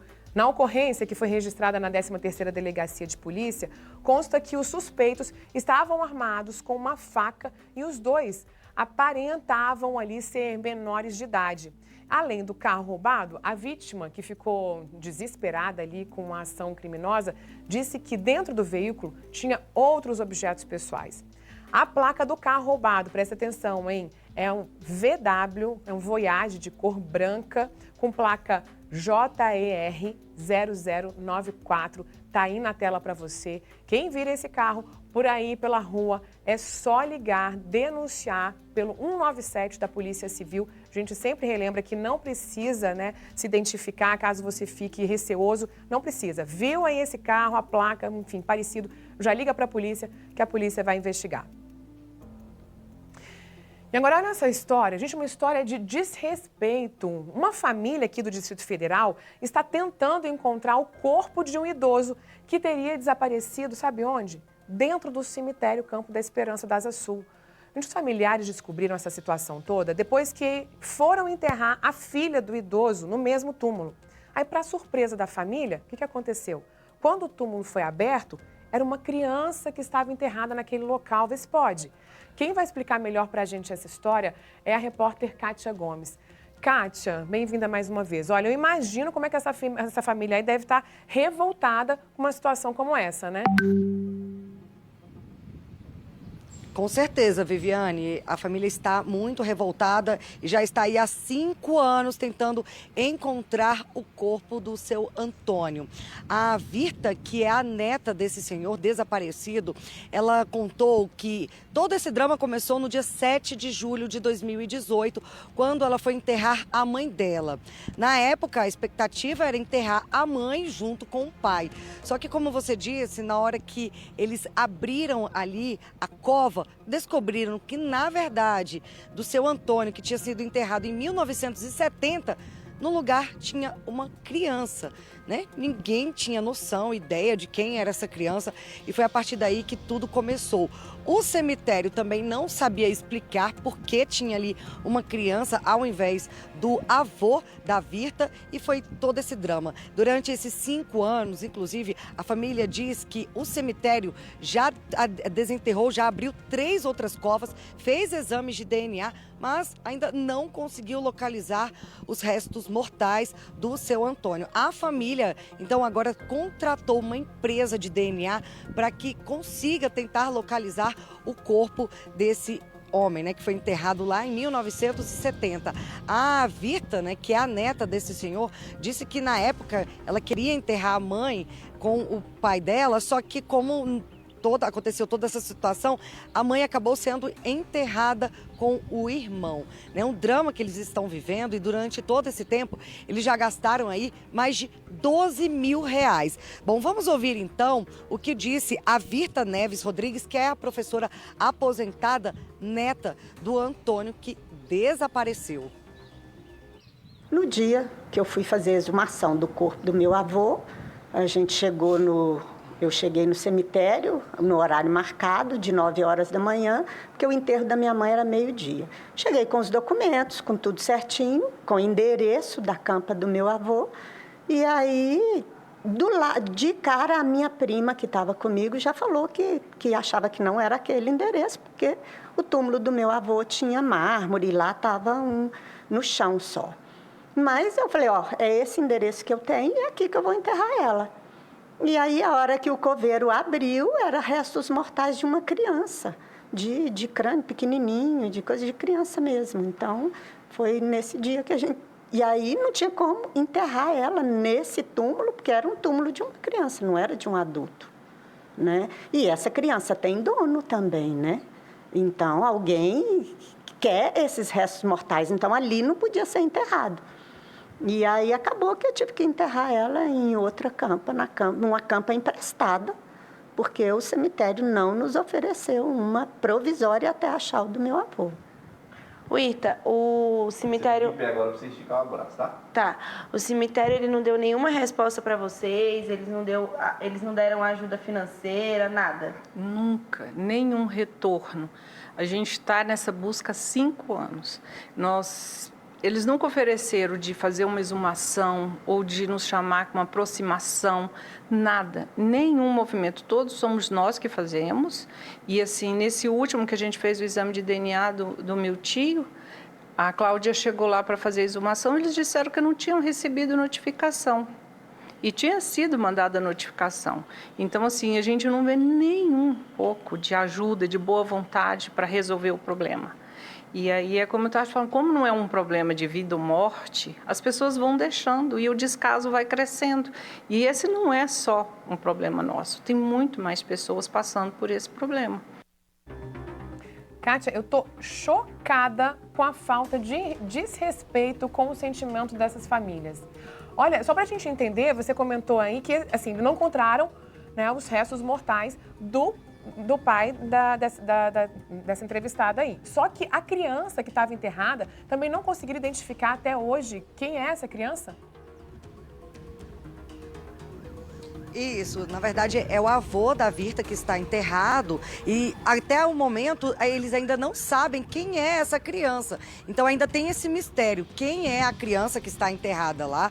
Precisa ser feito inclusive um exame de DNA, Viviane, para confirmar quem é essa criança. Então, aí já é um outro processo. Agora, a Virta ela está aí nessa batalha para tentar localizar o corpo do avô. Porque, aparentemente, o cemitério, o Campo da Esperança, não tem nem ideia de onde esse corpo foi parar. Porque essa cova onde estava essa criança, ela teria sido vendida para uma outra família. Então, agora vai precisar ali ser feito um trabalho de investigação, descobrir quem foi que comprou essa cova, tentar localizar os parentes dessa criança, né, e fazer ali uma destinação para outro local, né, uma mudança ali de cova, né, a família ainda vai ter que resolver isso, porque a família da Virta, na época, lá em 1970, quando o seu Antônio foi enterrado, eles compraram pela cova. Então, se essa cova foi vendida, provavelmente foi vendida sem autorização da família.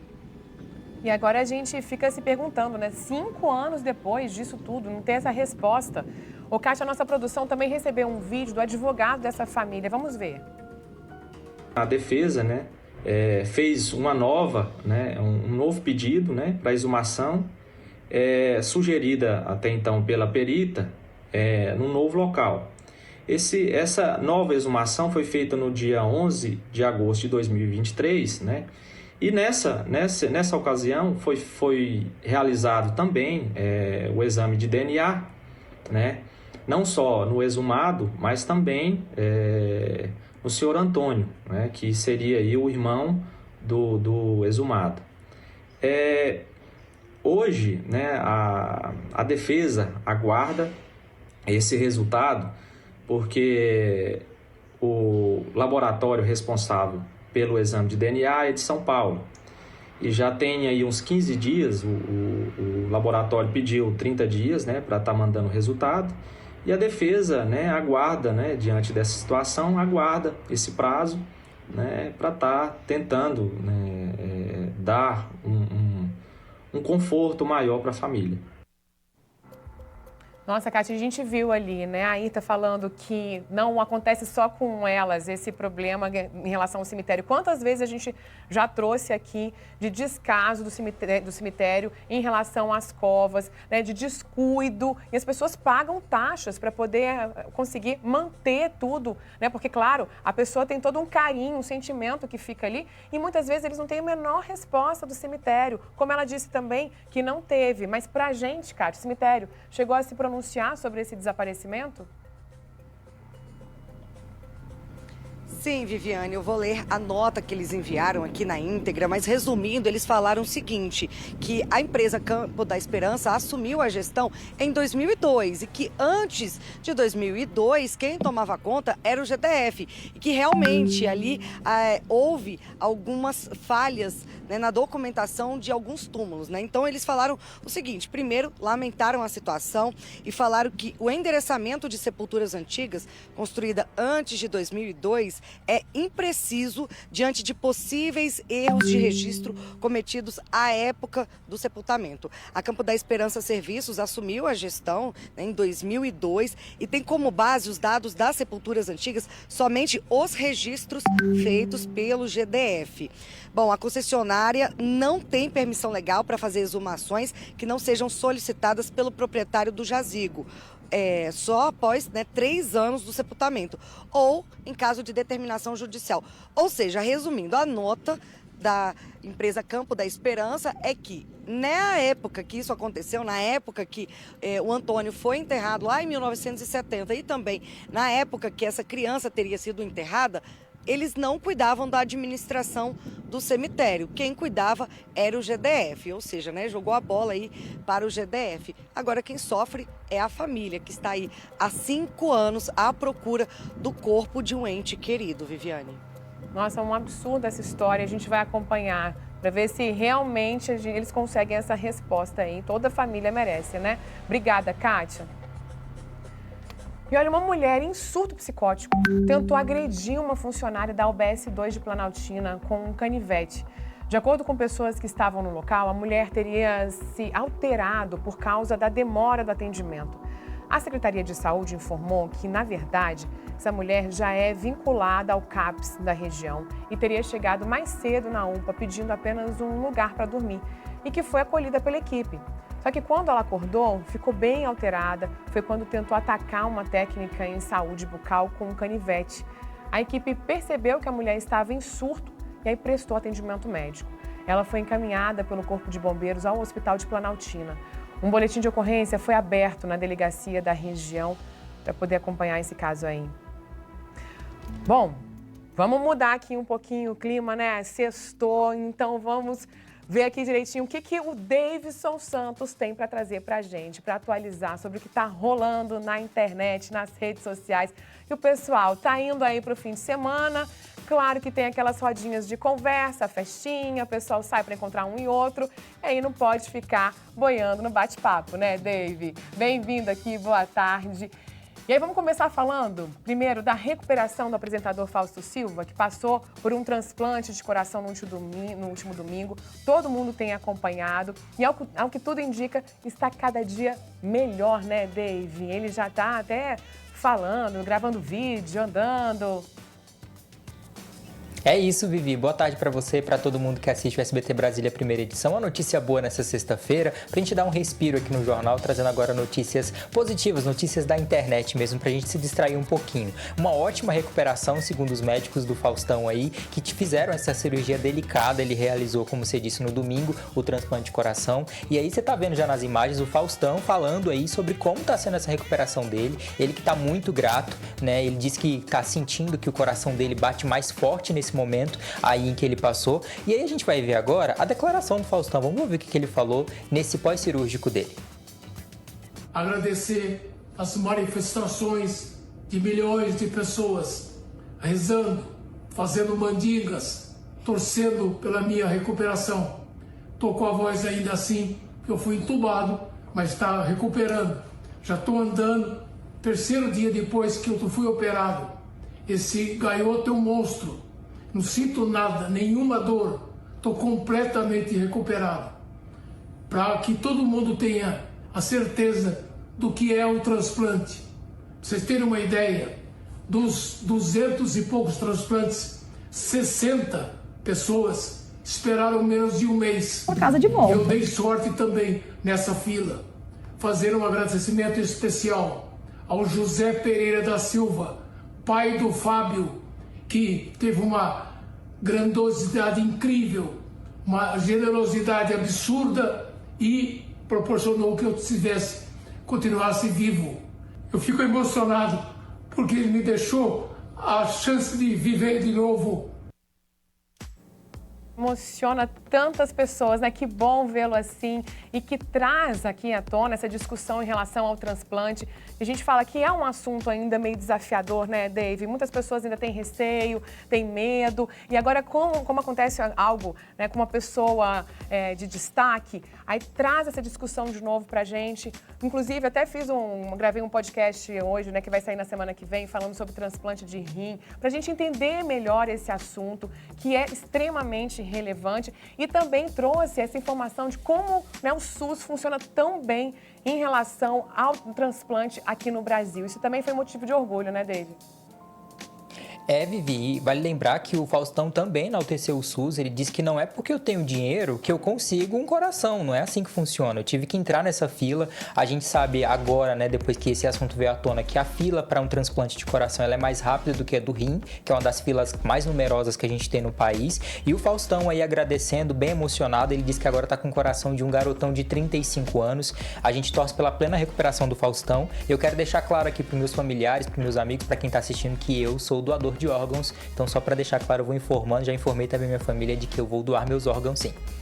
Pois é, eu também, viu, Dave? Isso é muito importante que todo mundo deixe claro, até para acelerar, porque é um procedimento que tem que ser feito muito rápido.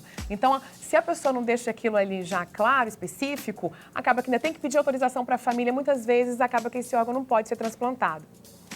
Bom, outro assunto que está repercutindo bastante hoje nas redes sociais, Dave, é a confirmação que a vida de Marília Mendonça, considerada para sempre a rainha da sofrência, vai virar um documentário, hein? Conta pra gente mais detalhes.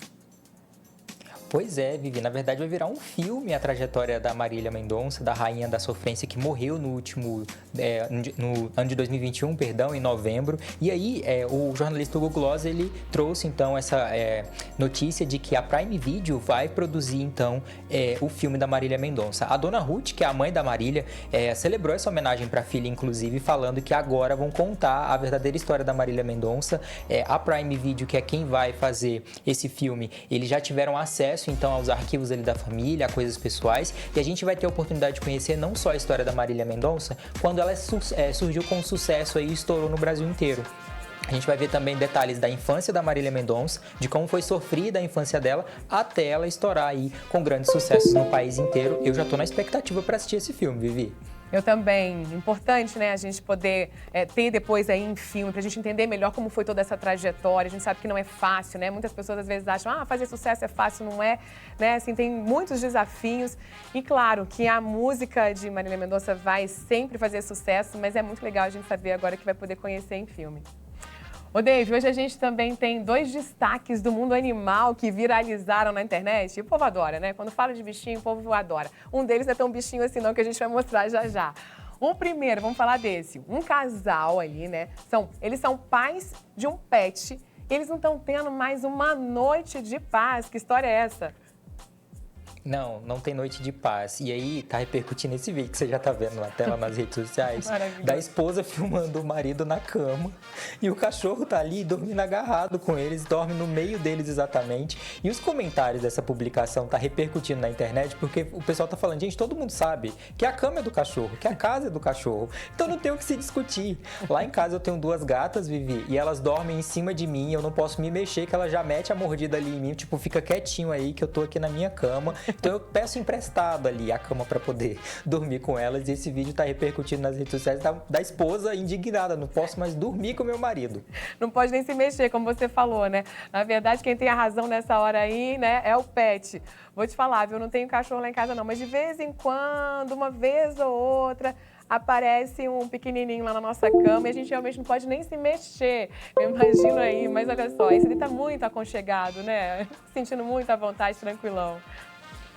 Bom, agora Tem um outro destaque, que é uma imagem, gente, uma imagem maravilhosa, de um touro gigante andando de carro nos Estados Unidos. Gente, olha só essa imagem que já começa a aparecer aí pra gente.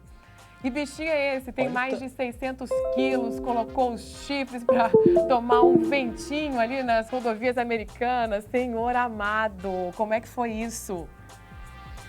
Pois é, Vivi, lá em Nebraska, nos Estados Unidos, a polícia recebeu, né, uma ligação falando, olha, estão transportando uma vaca num carro. E a polícia pegou e estranhou, e aí foi lá na rodovia onde esse rapaz estava transportando esse touro que pode chegar a 730 quilos no carona do carro. Engraçado é que o carro tá adaptado para ele. Tipo, não é tipo, colocou dentro do carro, tem um espaço próprio para o touro andar ali.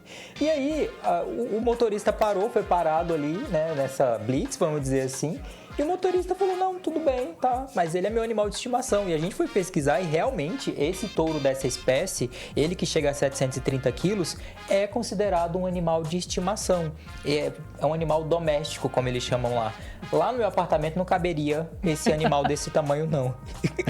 Eu vou te falar, de estimação, tá? A gente pode até falar, sabe que aqui também, né, na Ceilândia, outro dia a gente mostrou um boi de estimação. Agora eu vou te contar, andando aí de carro, eu tô pensando como é que essas rodas aguentaram. Eu tô aqui, sabe, vendo ali o tempo inteiro e pensando, meu Deus, como é que esse homem conseguiu levar um touro desse tamanho pra passear? E é claro que ele ia ser parado, né? Ele foi parado, recebeu essa denúncia aí, né? Falaram, gente, tá transportando. E a polícia falou, deve ser um bezerro, uma coisa pequena. Quando a polícia chegou, a polícia ficou espantada. E aí, a polícia, em vez de pegar um caminhão, sei lá, alguma coisa e mandar o cara pra casa, não. O motorista, ele falou, não, agora você vai ter que voltar pra casa. E o touro voltou pra casa do mesmo jeito que veio. Voltou pra casa no carro, que a polícia também não tinha nem o que fazer. Acho que nem tem transporte pra poder levar um touro desse tamanho pra casa. Eu imagino que deve ter ficado meio receoso também de chegar muito perto, viu? Pra aplicar essa sanção aí. Bom, volta pra casa, não dá pra passear com esse tamanho não. Já pensou? Já imaginaram, gente? Ver um touro desse tamanho aí pelas ruas do DF? Que situação. Ô, Dave, obrigada. Tenho certeza que isso aí vai dar muito pano pra manga, viu? Pro pessoal conversar no fim de semana. Obrigada, um bom fim de semana pra você. Descanse. Até semana que vem, viu? Até. Beijo. E agora, vamos pra praia?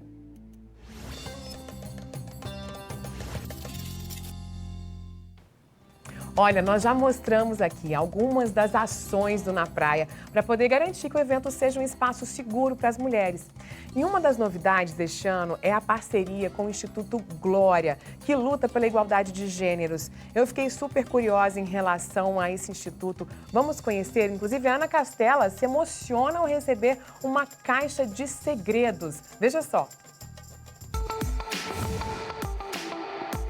O Na Praia se consolidou como um festival da cidade. Mas, na prática, o que acontece aqui, no litoral brasiliense, é mais do que uma festa. O evento, este ano, tem uma missão especial: ajudar na luta pela igualdade de gênero. Uma das parcerias é com o Instituto Glória, uma organização sem fins lucrativos presente em 194 países.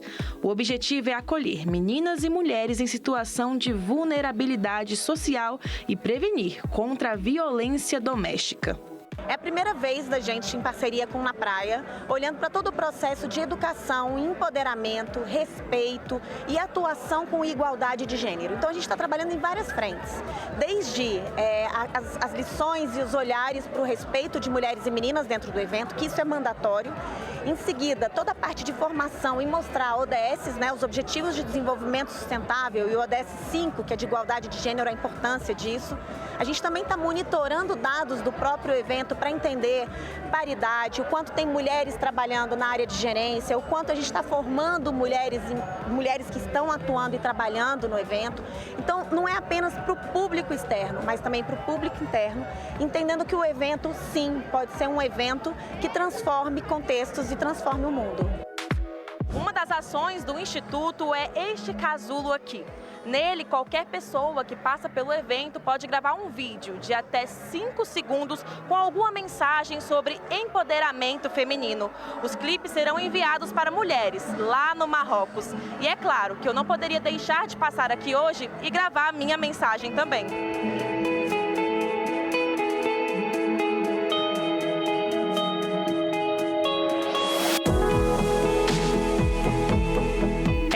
é a Glória, uma inteligência artificial criada pelo Instituto. Ela foi desenvolvida para fazer o mapeamento de dados com informações que ajudem no combate à violência contra a mulher. Ela é responsável por enviar os depoimentos gravados aqui para a Embaixada do Marrocos. Eu mandei uma mensagem de apoio para as mulheres de Marrocos, porque eu acho que nesse momento é importante a gente estar todas juntas. O trabalho do Instituto Glória não é só para as mulheres do evento ou para as que estão lá, no Marrocos. As artistas que sobem ao palco do Na Praia também são beneficiadas. É a própria Cristina que leva, pessoalmente, um presente mais do que especial até o camarim. Na verdade, a gente pensou em como atingir todas as mulheres, inclusive aquelas que têm o microfone na mão.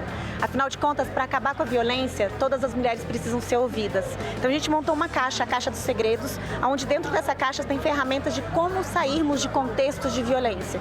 Mas no final da caixa tem um grande espelho escrito, eu me vejo. A grande ferramenta somos nós mesmas nos apoiando, nós mesmas trabalhando e entendendo o nosso potencial e nós mesmos nos vendo empoderadas em tantas mulheres de microfone. Eu tô beijando sem querer ser beijado. Era pra ser você comigo. A presenteada desta vez foi Ana Castela, uma das cantoras mais ouvidas do país. Cantora e futura repórter, quem sabe? Olha ela aí com o nosso microfone. Programa da Ana Castela aqui, vamos falar sobre empoderamento feminino. Empoderamento feminino. Então estamos aqui com a Cristina Castro. Cristina Castro. Como é que você cantou pra sua mãe no final? Pra homem nenhum o quê? Pra macho? Ah, pra não ganhar nessa vida depender de macho. Nessa vida depender de macho. Eu criei filha minha pra ser boiadeira. Na volta desse mundo não ficar por baixo. Não vai ter frescurinha pra abrir porteira. E nunca nessa vida depender de macho. Ana Castela tem 19 anos e dá pra dizer que 2023 é o ano dela. A cantora já emplacou um hit atrás do outro e foi esse sucesso todo que lotou Na Praia no último fim de semana. Ela fez a alegria dos fãs, mas antes disso, ali no camarim, quando recebeu a visita do Instituto Glória, foi ela quem ficou emocionada. Não conhecia o Glória, o Glória, não conhecia, é a primeira vez que eu ouço falar sobre isso, mas é muito legal mesmo ver que isso que é contra a violência doméstica, né, da mulher. Como eu posso explicar, essas ações boas estão crescendo mais para ajudar muitas mulheres e a gente também está aqui para falar sobre isso, para aumentar mais o empoderamento feminino. E é como tem aquela frase, né? Uma por todas e todas por uma. Eu tô sendo solteiro forçado. Eu tô beijando sem querer ser beijado.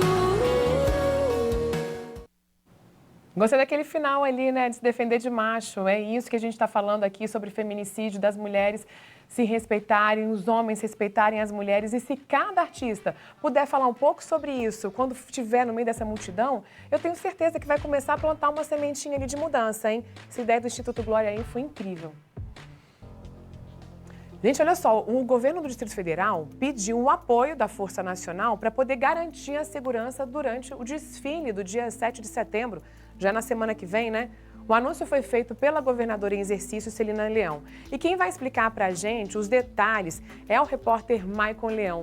Maicon, bem-vindo de novo. Olha, esse pedido, conta aqui pra gente, né? Ele aconteceu depois que o ministro da Justiça e Segurança Pública, o Flávio Dino, enviou para o GDF, gente, um alerta sobre possíveis manifestações antidemocráticas no dia exato do desfile, né? Aí acabou gerando todo esse encontro aí para poder organizar melhor essa festa. Foi justamente depois desse alerta enviado aí pelo Ministério da Justiça, mas olha, já adianto, a governadora em exercício, Celina Leão, diz que é só uma questão de precaução mesmo, esse pedido ali para a Força Nacional atuar aqui no DF durante o 7 de setembro, mas que a estrutura do GDF em si vai ter mais policiais no 7 de setembro do que na posse do presidente Luiz Inácio Lula da Silva no início do ano. Então, assim, o Ministério da Justiça tem monitorado, claro, grupos, conversas, a inteligência ali percebeu que existe uma intenção de manifestações contrárias ao governo ali, antidemocráticas, mas, por precaução, houve aqui aquela solicitação por parte da governadora em exercício, até mesmo uma reunião com o Ricardo Capelli para discutirem essa segurança integrada ali, não só com o Distrito Federal, mas também com o governo federal, uma união de forças ali, todo mundo trabalhando em equipe, Vivi, para garantir que o desfile do dia 7 de setembro ocorra de forma tranquila, para que as famílias que muitas vezes vêm não só aqui do Distrito Federal, do entorno, mas também de várias partes do país, possam acompanhar com segurança. A governadora falou hoje pela manhã com a imprensa, mas garantiu que tudo segue tranquilo. Vamos ver. As investigações da Delegacia de Repressão a Crimes Cibernéticos, a DRCC, conseguiu chegar até um trio que de Goiânia fazia vítimas aqui no Distrito Federal, em apoio com a polícia. Sonora não. Ó, olha só, a gente estava vendo o Maicon ali falando sobre outro assunto que mais tarde a gente vai falar sobre ele. Ô Maicon, você falou aí agora há pouco, chamando a sonora da governadora em exercício. A gente consegue soltar essa sonora agora ou não, diretor?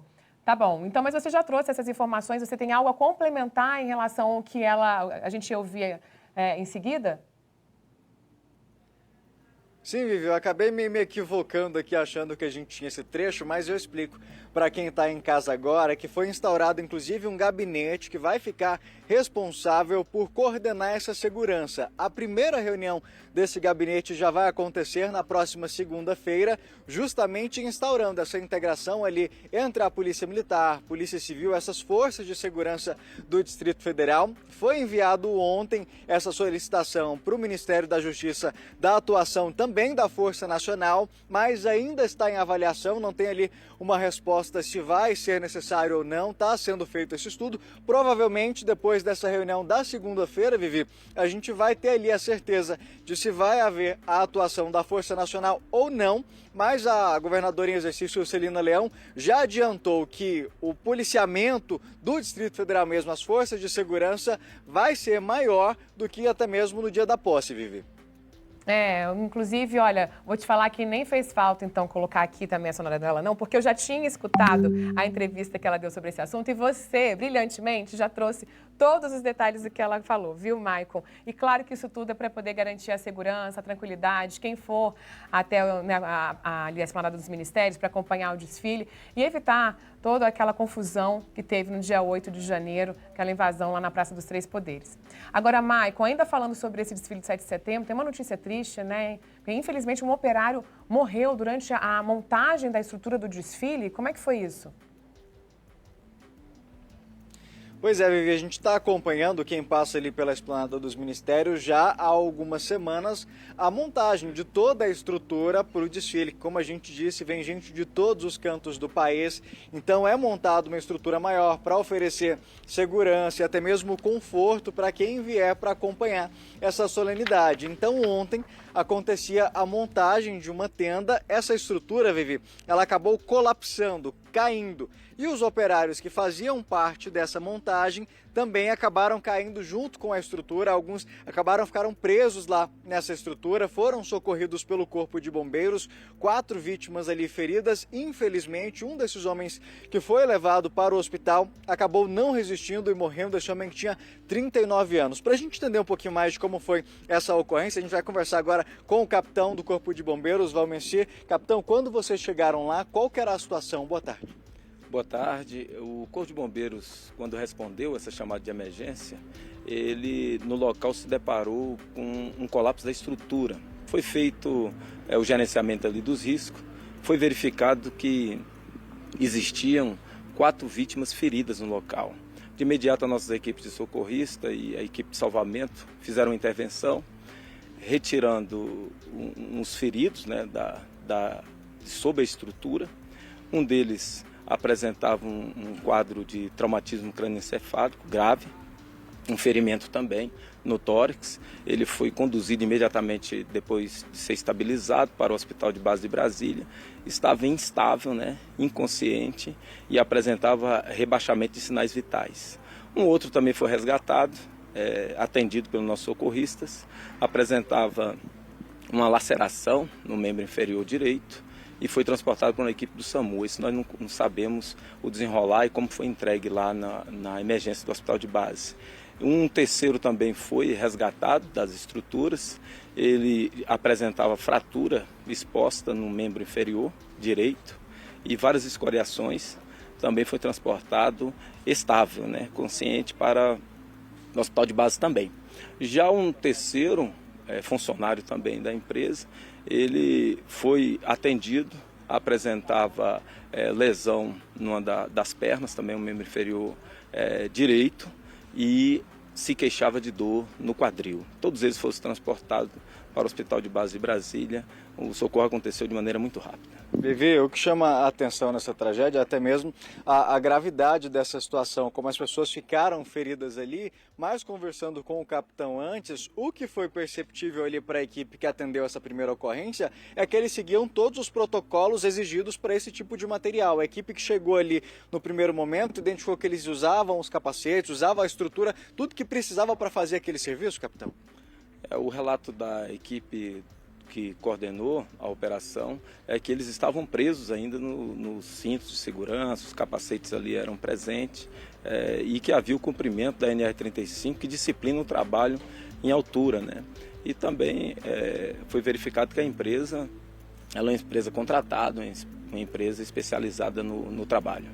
Capitão, muito obrigado pela sua participação, pelos esclarecimentos. Vivi, até amanhã de hoje, pelo menos 2 desses operários continuavam ali internados no hospital de base. A nossa produção entrou em contato com a empresa responsável ali pela montagem dessas tendas. Ela, por meio de nota, disse que tem prestado assistência aos familiares e que todos eles, Vivi, além de estarem utilizando ali os equipamentos necessários, como o próprio Corpo de Bombeiro acabou de falar agora, que regulamenta essa regra ali que deve ser necessário para esse trabalho em altura, esses profissionais também passam por curso de capacitação e que somente uma perícia vai poder dizer o que aconteceu para essa tenda ter desmontado ali justamente nesse processo em que eles estavam fazendo a montagem dela. Vai explicar esse colapso. Aí cabe agora a perícia apontar o que aconteceu, Vivi.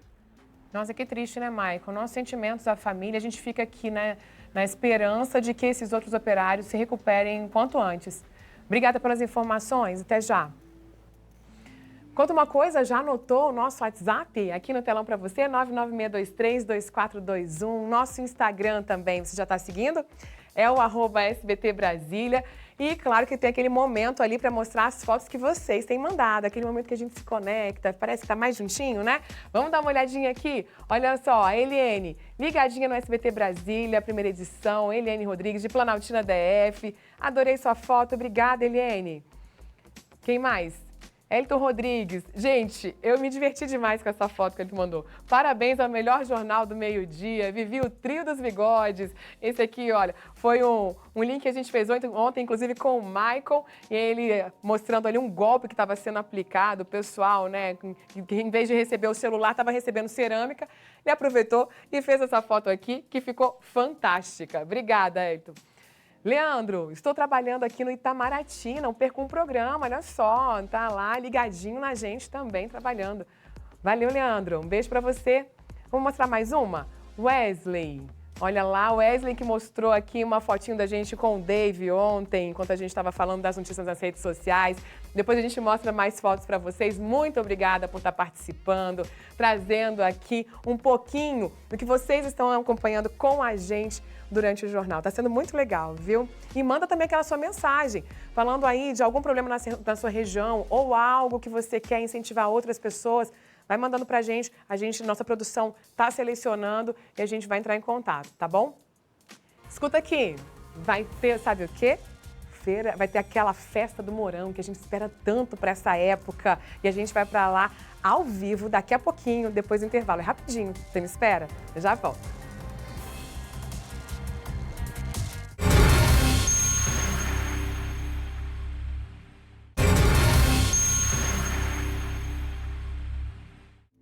Estamos de volta. Se você está chegando agora, seja muito bem-vindo sempre aqui com a gente no SBT Brasília, primeira edição, viu? Aqui, um policial militar de Alagoas, olha só o que aconteceu. De 39 anos de idade, ele passou mal durante um curso da Polícia Militar aqui no Distrito Federal. Veja só o que aconteceu. Esse treinamento, ele aconteceu dentro de uma academia do Corpo de Bombeiros. Aí, durante o curso, os policiais, eles deveriam passar por dentro ali de um túnel com manilhas, mas o policial acabou passando mal lá dentro. Quem vai trazer mais detalhes para a gente é o repórter Maicon Leão. Maicon, bem-vindo aqui de volta, né? Esse policial ficou em estado grave? Oi, Vivi. Pois é, ele passou mal, teve ali uma parada cardiorrespiratória. Para quem está em casa entender, esse treinamento ele é feito ali em conjunto, algumas matérias com a Polícia Militar, outra com o Corpo de Bombeiros. Nesse caso específico desse treinamento, era para ver ali se ele tinha alguma fobia, por exemplo, ao local fechado, ao local com água, ao local escuro, porque é um trajeto, como é que a gente vai explicar? Um percurso que tem ali com algumas manilhas, em alguns pontos tem água, em alguns pontos é mais estreito, e o objetivo dessa missão ali era justamente que ele resgatasse um boneco que simulava ser uma vítima. Esse tenente da Polícia Militar de Alagoas já tinha inclusive finalizado essa parte do processo, Vivi, e caminhava para a saída desse fosso, digamos assim, no fim do percurso ele já encaminhava para a saída.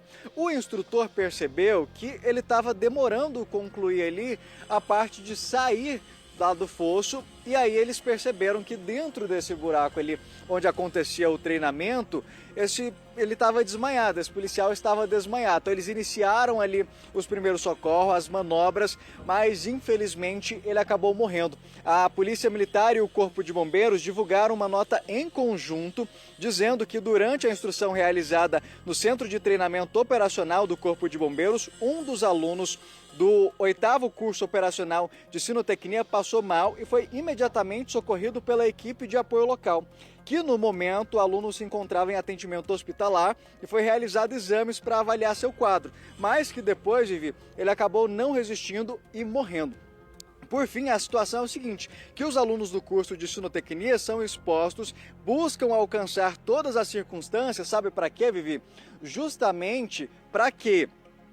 Só corrigindo, Vivi, ele não morreu, ele está internado ainda, informação chegando aqui pra gente, foi só um susto mesmo, informação a gente acaba corrigindo mesmo, e ele está internado, passando ali pela avaliação médica, mas ele sofreu essa parada cardiorrespiratória, e esse curso é justamente para treinar, para testar ali as fobias, para que não aconteça uma situação como essa na rua, durante uma ocorrência, por exemplo. Então tem esse treinamento, eles passam inclusive, no caso, por exemplo, dos militares do Corpo de Bombeiros aqui do DF, antes de iniciar esse treinamento é feito todo um acompanhamento médico, acompanhamento psicológico, e aí vai fazendo essa avaliação, Vivi, até que eles vão passando ali, vão conseguindo os avals para passarem pelas ocorrências na rua. Então, corrigindo a informação, esse tenente da Polícia Militar de Alagoas está internado, acompanhando ali, fazendo exames, mas o estado é grave, Vivi. Nossa, mas que triste, né, Maicon? Passando justamente aí por um processo de treinamento para poder evitar que isso aconteça. A gente fica torcendo aqui para que ele se recupere logo. Obrigada, viu? Vamos falar agora de coisa boa? Começa hoje a tradicional Festa do Morango em Braslândia. E não é só morango que tem por lá não, viu? Tem gastronomia, tem floricultura, artesanato, exposições, agropecuárias, além de shows de artistas nacionais. Gente, tudo de graça. Quem foi para lá contar pra gente como é que vai ser essa festa esse ano foi a Vanessa Vitória. Vanessa, você tá onde você mais gosta, hein? Tá aí já com um picolézinho de morango na mão. Eu não esperava outra coisa. Conta pra gente como é que vai ser aí esse ano, a expectativa de público. Oi, Vivi. Oi, todo mundo. Boa tarde de novo. Agradecimento especial aí para nossa produtora Ana Lídia. Um beijo para ela. Deixa eu te responder sobre o público, viu? Porque a expectativa, pelo menos 500 mil pessoas vão passar por aqui. E quem achou que não ia me encontrar comendo, se enganou, porque, ó, tem morango grande aqui, viu, Vivi? Só para hoje, que vai começar às 6 da noite, a expectativa de público é de 30 mil pessoas. Então tá na montagem, olha o tamanho desses morangos in natura. E aqui tem morango com doce de leite, tem geleia de morango. Dizem que esse chopp de morango aí, pra quem gosta, é super famoso. Vai ter torta, vai ter cuca, vai ter bolo no pote, vai ter muito artesanato. Mas ainda além disso, Vivi, claro, picolé de morango com leite condensado, como vocês me viram aqui experimentando já no finzinho meu picolé, mas muito mais do que isso, vai ter muita inclusão. E quem vai contar um pouquinho pra gente vai ser a Val, porque vai ter aqui serviços para mulheres que tiveram câncer, para mulheres que perderam os cabelos, enfim, uma inclusão danada. Deixa que ela fala. Oi, Val, boa tarde. Conta pra gente como é que vai funcionar e quem vai poder participar. Boa tarde a todos. Então, esse ano, nós estamos no mês de setembro, que é a luta da pessoa com deficiência. Então, nós tínhamos que fazer uma justa homenagem. Então, nós temos aqui pela primeira vez na festa a Sala do Silêncio, que é para pessoas que têm espectro autista, que às vezes tem problema com aglomeração, eles vão ter esse espaço adequado para que eles possam se estabilizar emocionalmente e voltar para o evento. Nós temos também a Central de Libras, que vai facilitar a comunicação com a comunidade surda. E aí, para isso, nós contamos com uma grande parceria da Secretaria da Pessoa com Deficiência, que está dentro do evento, tem um stand da Secretaria da Pessoa com Deficiência. Então lá, a pessoa com deficiência que vier vai tirar dúvidas sobre seus direitos, sobre o laudo definitivo, que nós tivemos uma lei há pouco aprovada, do deputado Yolando, que fala do laudo definitivo. Então lá também eles vão poder tirar dúvida sobre cadastro, enfim. E a reconstrução de mama, micropigmentação. Isso, então, para aquelas pessoas que tiveram câncer, que tiveram que fazer a reconstrução da mama, mas não reconstruíram a auréola, nós vamos ter os melhores especialistas aqui, voluntários, tá? Fazendo esse trabalho. A gente vai estar cadastrando essas pessoas no stand do Projeto Mini, que é junto da Secretaria da Mulher. Então, nós teremos aqui o Morango Social. Então, nesse stand, a gente vai estar fazendo a reconstrução das auréolas. As pessoas que tiveram alopécias ou que perderam por algum motivo a sobrancelha, eles vão estar também reconstruindo as sobrancelhas. Nós vamos estar recebendo doação de lenços, porque hoje nós temos muitas mulheres que não querem usar peruca depois do tratamento do câncer.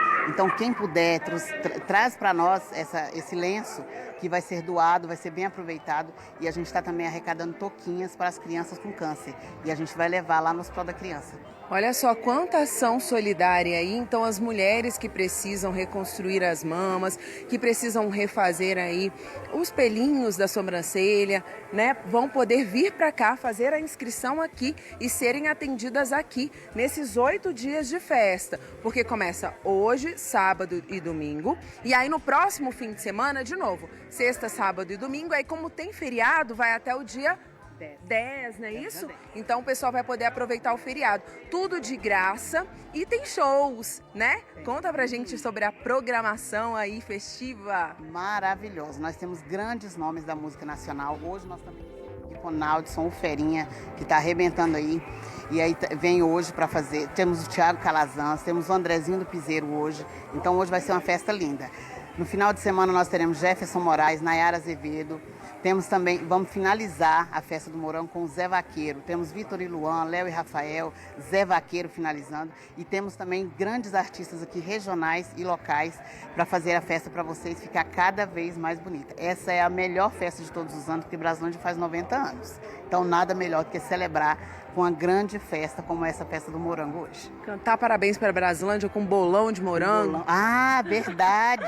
Vamos ter um bolo hoje, hein? Vamos ter um bolo hoje de 27 metros, porque são 27 anos de festa do morango. Gente, que tudo! Eu quero viver um pedaço desse bolo, já pensou? Tô aqui com meu morango na mão aqui, pensando e quero o bolo. E olha só, não é só morango não, eu tô fazendo inveja no Claudinho, Vivi. Não tem noção do olho de pedinte. Calma, Claudinho, vai chegar a sua hora. Não tá fazendo inveja só nele não, viu? Tá fazendo inveja na gente também, bebê. Esse bolo, esse bolo é só mais tarde, mas tem tanta coisa boa aí que eu quero que você mostre pra gente. Olha, tá pedindo pra gente levar, viu, Val? Coisas, a Vivi disse que eu tô fazendo vontade nela também. Vivi, pode deixar que eu vou mandar um especial pra você. E não podemos esquecer que nós temos aqui, a festa se tornou internacional. Temos massa, temos especialidade italiana, massa com molho de morango. Nós temos sorvete de queijo com geleia de morango. Gente, vocês não têm noção, eu tenho que vir pra cá pra experimentar isso tudo. Vou mandar só um pouquinho, Vivi, mas você tem que vir pra cá. Vivi, pensa se eu aguento. Vamos vir juntas pra cá, vamos aproveitar isso, porque além do morango todo aqui, que é o protagonista dessa festa, também tem costela ali que tá assando, já tá ali na brasa. Tem muita comida, né? Comilança que não falta.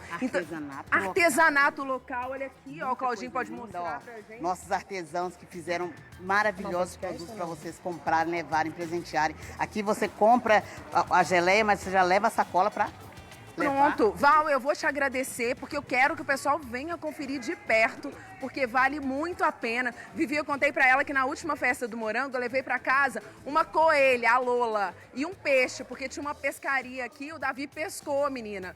E aí ela falou que dessa vez, ninguém vai levar bichinho pra casa, não. Mas também vai ter fazendinha, vai poder ter contato com os animais. Então, assim, programação para toda a família, para curtir o fim de semana, de dia e de noite, viu? Porque vai ter tudo que a gente já falou aqui e muito mais que vocês vão poder conferir de perto. Então é isso. Portões abrem hoje às 18, hoje às 18. E sábado e domingo às 10 da manhã e vai até às 2 da manhã. Vem pra cá, vem pra cá. Obrigada, Val. Adorei. Vivi, um beijo. Olha, um beijo pra Val também, que vai mandar alguma coisinha aí pra mim, viu? Que eu já tô aqui animada, salivando. E olha, pode fazer encomenda ao vivo? Tô querendo caixinha de morango, viu? Já te mandei no WhatsApp o que eu vou querer. Se puder, traz pra mim, por favor. Um beijo, viu? Agora me conta uma coisa, você fuma cigarro eletrônico, tá achando ali que não faz mal à saúde? Virou uma modinha, né, entre adolescentes, muita gente achando aí que não vicia. Então aproveitei, viu, essa semana teve o Dia Nacional de Combate ao Fumo, para poder conversar com uma pneumologista aí da Alvin, no meu podcast Viva Mais, Viva Bem, sobre os riscos, não só do cigarro, viu? Ela falou sobre cigarro de palha, sobre narguilé, sobre maconha, soluções também para largar o vício. Eu separei uns trechinhos para vocês aí acompanharem, vamos ver?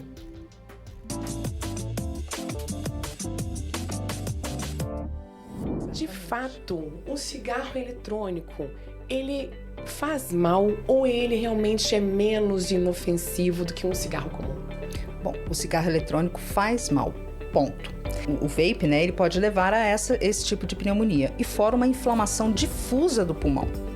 E essa inflamação é o que pode levar a uma insuficiência respiratória. A gente não sabe ainda se essa deposição desse tipo de produto, com o passar dos anos, vai poder aumentar a chance, por exemplo, de um câncer de pulmão. Quando ele é só aromatizado, vamos supor, laranja, morango, tem o odor bom, né, o cheirinho bom, ele pode fazer mal sim. Aqueles que usam o vape com a nicotina têm mais de 3 vezes a chance de se tornarem um tabagista de cigarro. Narguilé também é muito fumado, inclusive entre os adolescentes, parece que gostam daquela rodinha. Qual o efeito no organismo? Se você fumar ali mais de 1 hora de narguilé, são 100 cigarros. Um cigarro de palha equivale a 3 a 7 cigarros normais. A gente está no auge dessa discussão da liberação da maconha para um uso pessoal. E a cannabis, ela não é prejudicial ao pulmão? Quando é o cigarro de maconha, você tem chance de desenvolver doença pulmonar obstrutiva crônica, certo? Por exemplo, o enfisema pulmonar. Quando no vape, pode fazer mal. Tá? Sobre o fumante passivo, né? Aquele que decide por não fumar, mas ele convive com outras pessoas que fumam. Isso. Ele pode desenvolver alguma doença por conta disso? Pode desenvolver a bronquite crônica, até o enfisema. Tá? Tem maior chance de desenvolver alguns tipos de tumores também, inclusive de pulmão. Você imagina que você deixando de fumar, no mesmo dia sua pressão arterial baixa, sua frequência cardíaca baixa. Né? Se você para de fumar durante 2 semanas, a sua capacidade respiratória melhora. Por que começar se já sabe que não faz bem?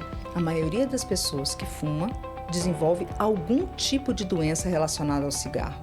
Não vale a pena apostar, porque você vai jogar uma moeda e ela vai acertar um alvo. E o alvo não é bom. O que o vape vai fazer nos nossos pulmões, mesmo quando não associado a THC, que é da maconha, e nem associado à nicotina. Por que eu vou dar esse tiro no escuro? Por quê, né? E se você quer entender melhor o que causa, para você ficar realmente decidido se vai fumar, se não vai, como que você pode parar, esse bate-papo completo já está disponível para você ouvir onde você quiser, a hora que você quiser, lá no SBT News, no YouTube e no Spotify. E eu vou te mostrar aqui um caminho também que fica mais fácil para você chegar direto lá. Você abre aí, né, o nosso Instagram, o nosso perfil no Instagram, @SBT Brasília, e aqui, clica no link que fica na bio e vai aparecer podcast Viva Mais, Viva Bem. É o último episódio aqui que a gente gravou falando sobre insuficiência respiratória que o cigarro, ele realmente pode provocar. Isso em relação ao cigarro eletrônico, mas ela fala ainda sobre várias outras questões que vão te ajudar no dia a dia aí para você realmente ficar decidido a parar de fumar. Tá bom? Combinado? Tem outros assuntos lá também que você pode ouvir e que vai te ajudar no seu dia a dia. Bom, por hoje é isso. Muito obrigada pela sua companhia ao longo da semana. Uma ótima tarde para você. Bom fim de semana, aproveite, descanse. Eu te espero de novo na segunda-feira, viu? E você fica agora com o SBT Esporte Brasília. Um beijo, tchau, tchau.